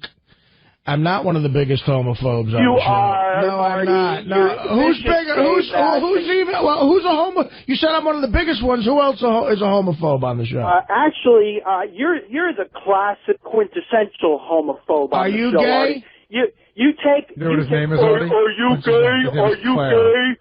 Is this Claire? This is Claire who didn't like what I was saying the other day. This is Claire, the one that gave you. You were mad at the Prada Willie thing too. Listen, Artie, why don't maybe I'll become a born-again Christian, like fucking Dave Chappelle, and that'll be good for my comedy career. Maybe you're just a fucking homophobic motherfucker. And maybe you're just a fag. That's a good one, Artie. That's a good one, Artie. Maybe you're a fag with Prader-Willi disease. Yeah, John Get down here Hine, so I can laugh at your fat faggot ass. John Hine, look into the 1.2 million. It's very low. It didn't include Central Jersey. It didn't include New York City. It didn't include Philly. It didn't include Houston. The number is very low. John Hine, alert. Look into it, okay? What are you talking about? And Artie, fuck you, the Arbitron. Let me tell you something. You're a fag with Prader-Willi disease, which means you don't have the chromosome to tell you when to stop eating cock. Artie, cut the fucking homophobic shit. It's not really even that funny, dude. To some Nobody people, laughs it's funny. Nobody laughed. To 80%, nobody laughed. Nobody laughed. Their mics aren't on. There are 5 hysterical people in the corner right now. John, look into the Arbitron numbers. They're very low. Thanks a lot, guys. Got to go. Clara, I'll look into that for you. What are low? He's saying he's on a whole different subject. I came in to talk about the ratings, and he's saying that 1.2 is a low. He thinks it's a low rating for the show. Hey, There's more people listening? Apparently, according to Claire. One of the best childhood things that Artie's told us is when he was a kid, his dad wouldn't let him watch Mr. Rogers because he was worried Mr. Rogers was too fruity. My father thought Mr. Rogers was a gay guy, yeah. He acted like a gay guy. You know, back in the day, because, of course, it was before political correctness, but was your father one of those kind of guys that said, look at that fucking homo? Or no, he wasn't that verbose about it. He was like, I'll never forget, there was some movie on, and this must have been ahead of its time, that starred that guy, Harry Hamlin. I know, yeah. Falling in Love. Okay. And was it Michael Ontkean? Is that the movie I'm thinking? The guy from The Rookies. Yeah, it was a big deal because it was the first mainstream movie to have a male kiss in it. Right, okay. That I remember him very loudly discussing the male kiss and that, and he would get like the shivers and he wanted to punch the TV set and throw it out the window.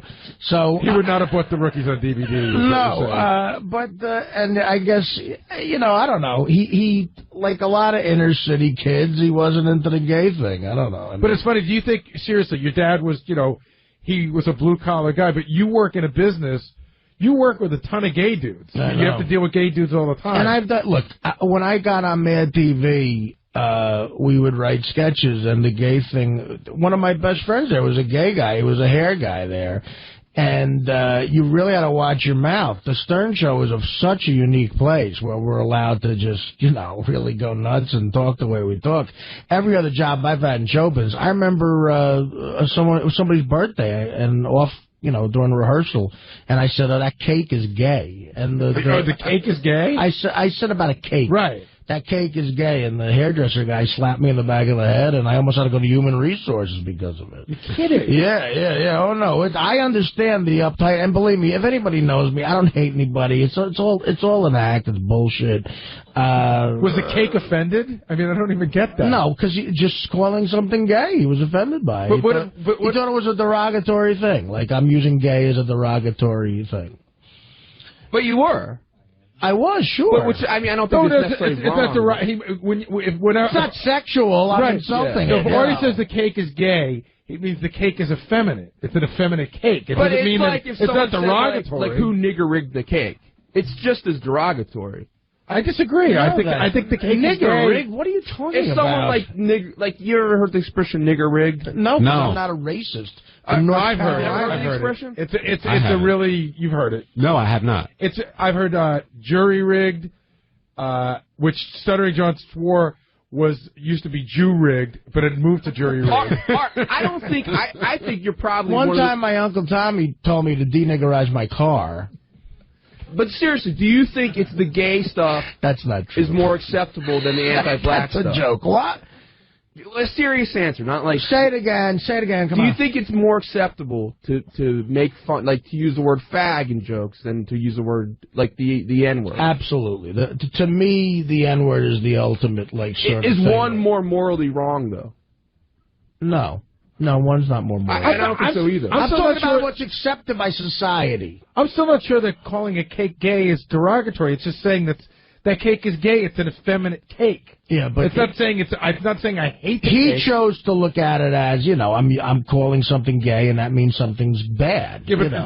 but it gets to the point with some of the political correctness that the mere usage of a word now constitutes everybody go, oh my God, oh my God. I love that we're spending 5 minutes talking about what a gay cake I'm just so shocked that you could get in trouble. No, I did. I didn't have to go to Human Resources, but he got very mad, and I had to apologize to him. What was the apology? I said, hey, look, I'm sorry. I don't have anything against gay people. I didn't like the cake, you know. And I said, next time I said, you got a freebie here. If you don't like a cake, you can call that, say that's a guinea cake or something, you know, whatever. You gotta. But it is. I am aware of the business I'm in, and it's why I'm not further along in this business, quite frankly. Let's talk to Al in Buffalo. Hey, Al, you're on the wrap-up show. Hey, it's an honor for me to talk to Artie. I'm a fat guy.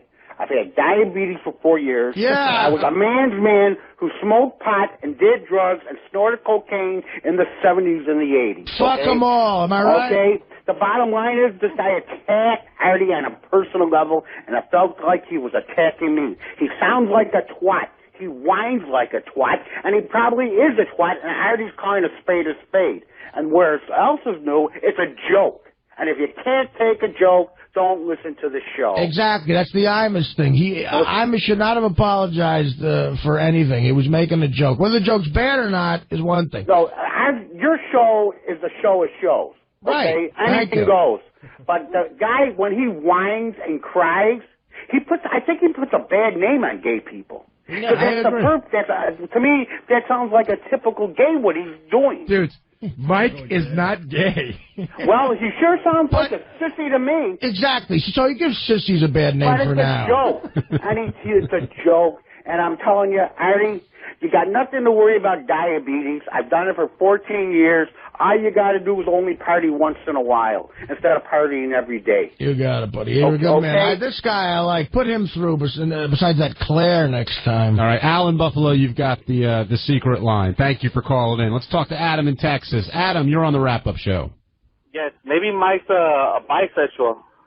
No, that's a good point. Yeah, I mean, he probably is. We asked Mike to come down, but I know he's busy with the news. It's always it's always fascinating when somebody wants to talk about their sexuality one way or another. We're just fascinated by it, right? Yeah. We want to know. You just want a yes or no answer, or a maybe or what? A yes or no or a what? Yes, Jason Kaplan. Just as long as we're clocking in on Mike's sexuality, I'm with Artie. I think he's gay. I'm gonna put a vote in the gay camp. Hey, what was it? Jason was Thank talking. you, Jason. You've never heard the term N-rig before? You've never heard that? No, I never heard that really. I've heard like a nigger chaser for that I've heard. Well, Jason's got a funny story. Jason works someplace. Tell him what that. I've heard that expression before. It means it's put together poorly. No, yeah, it means it's like jerry rigged it, but you say it's put together like an African American. Right, that's how they would do it. So no, I'm up at an Elks Lodge one time at some uncle's birthday party. First mistake. Yeah, I know, right? It's in upstate New York, and you can tell this place had a huge sign above the bar that said like, if you don't speak English, get out of the country. You know, it's like I was totally creeped out. So two of the Elks were trying to hook up this keg. And they couldn't get it to work. And finally, one of them got it to work. And the other guy goes to me, "How did you do it? What'd you do?" And he goes, "I African American rigged it." So I guess he was just trying to not be racist, but was still being incredibly racist. In these politically correct times, I knew a couple of kids who used to deal fireworks who were selling African American chasers too. It didn't work as well. It didn't work as well. Stephen Bayside, you're on the wrap-up show. Hey, what's up, fellas? Listen, Artie, that guy is straight up gay. You should have slapped the fucking high pitch right out of him. I know back in the day, you would have bust a cap in his ass for talking to you like that. Who does he think he is to talk to you like that? You're right. In the old days, I would have beat up a gay guy, but now I'm in show business. Right? Yeah. They're not. They're getting bitch slapped, man. I mean, you know. And he's lucky. He's lucky Howard doesn't fire me, because then I'd be out of show business, and I could go back to beating the fuck out of gay guys like him. Dude, you got to have more respect for you, man. Yeah. Well, I agree with you. For the record, Mike does say that he's straight. For the record. Right. That's what I've been saying. Yeah, and I say I'm not on heroin. Well, you wouldn't give up your hair. Let's go to Kansas and talk to. How creepy would that be watching Artie hand his hair to Give me your hair. How often does someone say that to you in an argument? Give me your hair! Gary in Kansas, you're on the wrap-up show. Hey, yeah, I wanted to call and give Artie thumbs up on what he said. I mean, you know, you take, for instance, Mike on the show a while ago, even going as low as talking about Artie's father. I mean, why are people calling in and giving Artie a hard time, regardless if his comments and his opinions right or wrong? He's entitled to his opinion. I thought that was a cheap shot, actually. It was horrible, but it was a clever joke. No.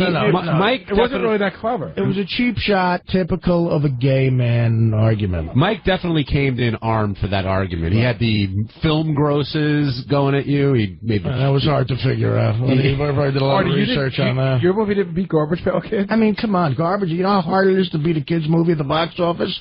Read EW. Ralph, you have an explanation for us? Yeah. Hey. Hey, yeah. Where I grew up, they used that term all the time. Which term? Nigger rigged. Right. And that was like when it was especially related to cars for some reason. Like when if your exhaust pipe was falling off and you just like tied it up with like a piece of wire or something, and you go, oh, fuck, dude, you nigger rigged that. God, I never heard of that, and I grew up with some legendary racers. You grew up in Jersey like me. Yeah, I heard jury rigged. I heard jury rigged. I never heard I don't know what that means. What does jury rigged mean? I don't know what the meaning of it is, but it's a different version of that. Jury rig is like, I think, loading a jury with people on your side. No, because I've heard it as jerry rig, I think. I've heard jerry rig, but I've never heard the N-word rig. Maybe that's Jerry Curl. African-American rig. Stop that. I do love, though, that Stuttering John had the theory that jury rigged was an expansion of Jew rigged. No, well, the best Stuttering John moment ever is when he casually just said on the show, and I wasn't here yet, but he casually just said on the show that he bought nigger chasers, and Howard, you all went, what? And he went, I know it's offensive, but that's what they're called. He thought that was like in the dictionary. He's like, what do you do with John? What are you saying? He's like, I don't know, nigger chasers. I don't know. What else do you call them? Actually, he did one better than that. That was a little bit later on down the line. I will never forget, we sent Stuttering John out on the street to interview people during the we sent him out to interview people during the O.J. trial to see whether they thought O.J. was innocent or not. And we were just about done. We were almost done. We said, John, go out on the street and find some black guys and ask them questions. And we were just about to come in, and John just goes on, sort of off mic, goes, hold on, Howard. Here goes another colored guy. Well, that's up there with one of the hardest times I ever laughed ever in the history of the show is, who's the lie detector guy? Oh, God. Oh, my God. And I wasn't here yet either. Kylie backs in his fucking chair, and Howard goes, ask her if she ever slept with a black guy. And he puts it through his filtered head and just goes, have you ever slept with a colored guy? A black guy. Why is...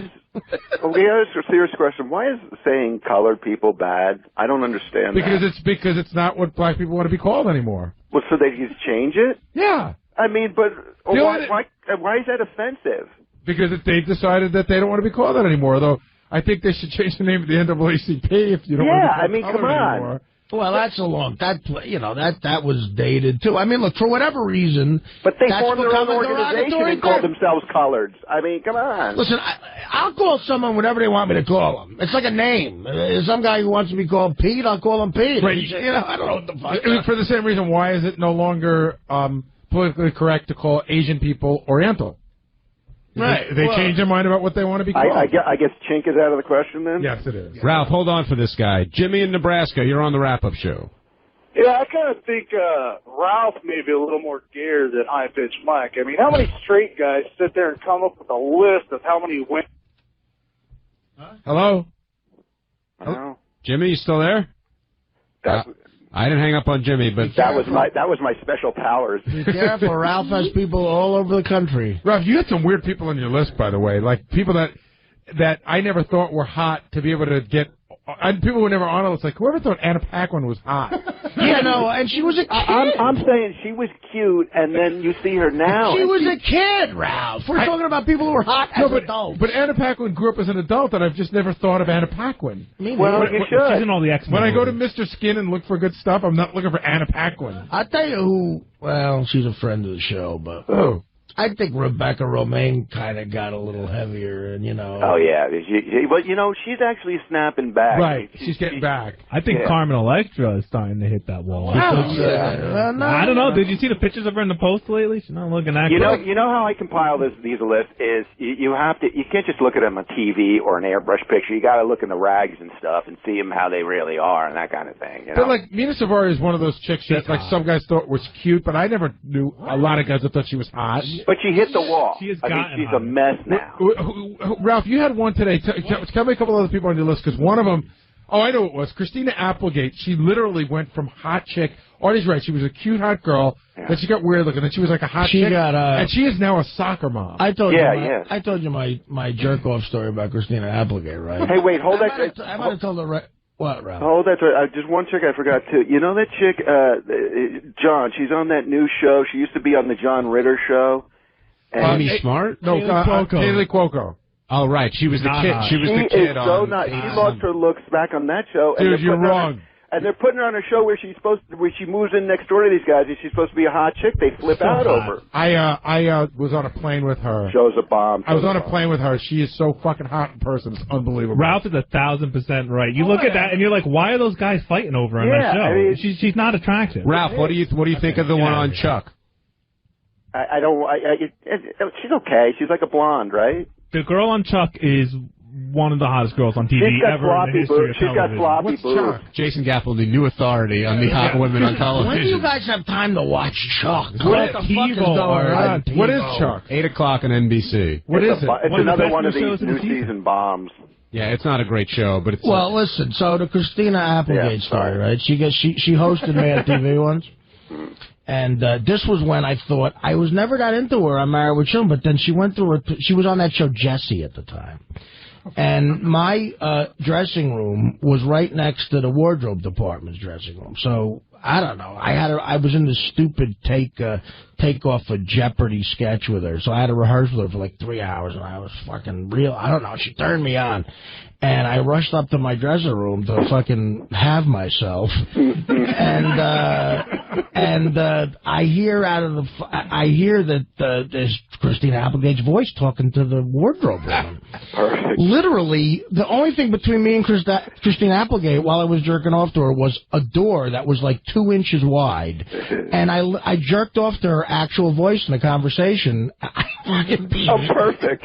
I beat it into a fucking pillow on my couch in my dressing room while she's going, I don't know if this fits. Well, let me try it. I don't like that pattern. And I'm like going, ooh, you don't like that pattern. Ooh. Dropping loads on that pattern. I mean, literally, it was like, and then I had to wash, and then we did the sketch. The sketch bombed as well. Did you tell her I just had you? I was, I told everybody who worked there, but it was great. That was fun. All right. Thanks, Ralph. Thank you. Talk to you later. You brought up dropping loads. Let's talk about Nick Manning. I did tell her I liked Jesse, though. That was bullshit. That was big bullshit. That didn't last too long. Nick Manning, charming, creepy, all the above? What do you think? All the above. All the above. I find Nick Manning to be unbelievably arrogant, yet charming in his arrogance. I love listening to him on the show. I think he's a really funny guy. He's creepy and he's charming. But he's likable, right? Yeah, no, I like him. He's a guy you want to hang out with. That's a guy who will step on a pussy bomb and you'll get hit with some shrapnel. You know what makes him like? He is so fucking happy. He's like the happiest. Yes, we ever. Well, why wouldn't he? Yeah, wouldn't you be? Yeah, I guess so. You're right. He's got nothing to bitch about. He's absolutely right. He doesn't bitch at all. His cock gets worn out from fucking. Yeah, I have that. If you missed Nick, here's a clip of his interview with Howard today. Number one, Teddy. You always see those commercials for, like, Levitra and stuff, and they say, well, if you have an erection for longer than 4 hours, go see a doctor. If I don't have an erection for longer than 4 hours, I'll get fired. Wow. You're like terminal in that. Yeah. Are you kidding? But when you're physically inside a woman and you're going in and out and in and out, I mean, I know how good it feels. I'm a dude. It's almost impossible not to go Man, out. There's times when I'm fighting it off like everybody else, but, usually my cock is just so worn out from fucking all the time that I can pretty much See, come when I you're sore. want. You need a break. Also, he's got that crazy Chicago accent, too. I'll get fired. JD comes over to me. He's like, there's the Nick Manning line right there. You got to pull that. Well, everyone was laughing at that line. But Robin and Nick, a special little chemistry going there. What do you think? You know, I would. She didn't shut the door. You know what I mean? She's like, no, I'm not interested. But if you want to join us with some friends, you're more than welcome to join us. So, like, why would she leave that door open that tiny bit? What explanation is there? Is it good material for the show on Monday? She gonna fuck him? I mean, what's the deal? I don't know. I think the way Robin has been acting lately, the right combination of liquor, and she might go to bed with him. I don't know. That'd be great. Robin usually makes pretty wise choices. I don't see, for whatever reason, I don't see Robin drinking 2 glasses of wine and fucking Nick Manning. Well, live a little, Robin. Dave in Ohio, welcome to the wrap-up show. What's up, guys? How you doing? Good. Hey, quick thing. He was talking about that celebrity that he did. Do you guys think any chance it could be John Ritter's wife, ex-wife, or wife? Who is she? She's not Amy Asbeck. She wouldn't fit. Yeah, but she's not famous. She's not a movie star. Yeah, he said it was a film. She was in that one movie, Parent Trap. Right, but one even movie. As out of it as that guy may be, even he's not going to mistake her for an A-list star. Right. Hey, Phelan one more question. Really thought it was Courtney Love, because when we brought up Courtney Love... But she's not an A-list movie star. Yeah. She was in one movie. But you can see how he'd think that, though. She was in one movie. She's a Golden Globe nominated actress. Well, Phelan noticed a couple of movies. When Courtney Love's name came up, just his reaction seemed very like... I don't see Courtney Love paying to fuck Nick Manning. That's actually, you don't see, I would totally see Courtney Love hiring guys. I don't know. I think she could get her own dude. I'm trying... Shut up, Benji. John. Yeah. Hey, from one Michigan fan to another. Can I have some Carson ribs, brother? Yeah. No, we don't have any. What are you saying yes for, Teddy? You don't? Well, Ann Arbor's a whore, then, you fucking diabetes bitch. Wow. Well, Teddy was right. He is an asshole, apparently. That's your typical Ohio guy. I have type 2 diabetes. Sir, I have type 2 diabetes. A type 2 diabetes bitch. Yeah, that's terrible. He hung up. Call back, Dave. Yeah, Dave. What was up with that? I'm talking to him, and he's not there. Getting back to Nick Manning now, you guys had a big night planned for Friday, it sounds like. You were going to meet up with your possible potential porn star girl and oh, yeah, and cross have paths. you called her? No, I just she lives in Vegas, so, I'll be in Vegas in about 2 weeks. And I think Richard was suggesting, what it was like to follow Nick somehow, because there was a connection. Oh, my nasty God. connection. I don't there. even want to think about that. Now, he thought Robin... How gnarly! He thought Robin was 38 years old. Legit. Good for her. Yeah, I think that's great. Let's go to Todd in Seattle. Todd, you're on the wrap-up show. Hey, guys. How are you doing? Hey, Todd. Hey, I was real quickly, I want to talk to Artie, see if, regarding his weight issue, if he's ever thought about doing hypnotherapy. No, I've never thought about that. I don't like it because I didn't even think about it myself. My wife actually does it, and I travel quite a bit for my work, and I just could not eat right, could not get motivated to go to the gym, and she's been doing it for about 10 years, and she said, hey, why don't you try this? And honest to God, man, it works. That's hard to believe. Yeah, I got to tell you, I did hypnotherapy twice. Once to stop eating, did not work at all, and once to quit smoking, and it did work. No, I meant that this guy has a wife. Oh. It did or it did not work with the smoking? Worked for the smoking. How long did you need to do it for it to kick in? I went to one of those really cheesy sessions at a Ramada Inn. We did it that night, and that was the last cigarette I had. Can we were talking about it did work. That's what I'm saying. It worked for smoking, didn't work for eating. We were talking about, was that Courtney Love? Can you believe Courtney Love would pay for it or fuck it? I got a great story about it. Well, bleep it if you think this is libel or something. I'm already worried. All right. Okay. Get on the button, Teddy. Be very tentative. All right. Okay. All right. Norm MacDonald. Yeah. Did a couple of days on a movie she was in, The People versus Larry Flynt. Right. Yeah. He played Michael Richards. That's the movie that I think of for her. But she was in a couple other things. But anyway, so All right, I'll tell it slowly.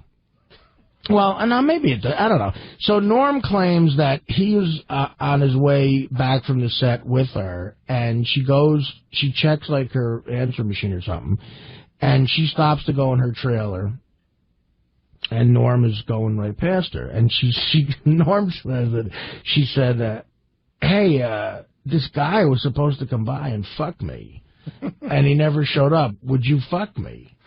And Norm was like, all right. And Norm was like, okay, I got to do something in my trailer. I'll come back and I'll fuck you if you want, you know. And she's like, yeah, because I'm dying to get fucked, and this guy was supposed to fuck me. And she wouldn't say anything but that guy. And then Norm went to his trailer, and then I don't know, he's afraid he might get fired or something, so he just didn't do anything. Yeah, that story's okay. Yeah, but who were you scared of pissing off, Norm or Courtney? No, just saying that Courtney, I don't know, is that liable to say Courtney Love said that? Here's the deal. I'm getting it second hand. It's Norm's word. Nothing happened, so the story's fine. Okay. That's okay. He didn't fuck her, but he said she kept saying a guy was supposed to fuck me. Jack in Long Island, you're on the wrap-up show. Hey, Jack. Artie. Yeah. Artie, you're such a big fat fucking closet queer. It's unbelievable. Everything you talk about is some other guy getting laid. You think I'm secretly I love a you, gay but you're guy? such a douche. You're such a fucking fat douchebag. It's unfucking believable. Why don't you just come out and be like a homo already? You think I'm secretly gay? Is that your theory? You're one of those guys. Totally. Artie, is there something you'd like to tell the audience? Right, you're right. I'm a gay guy. I love fucking guys.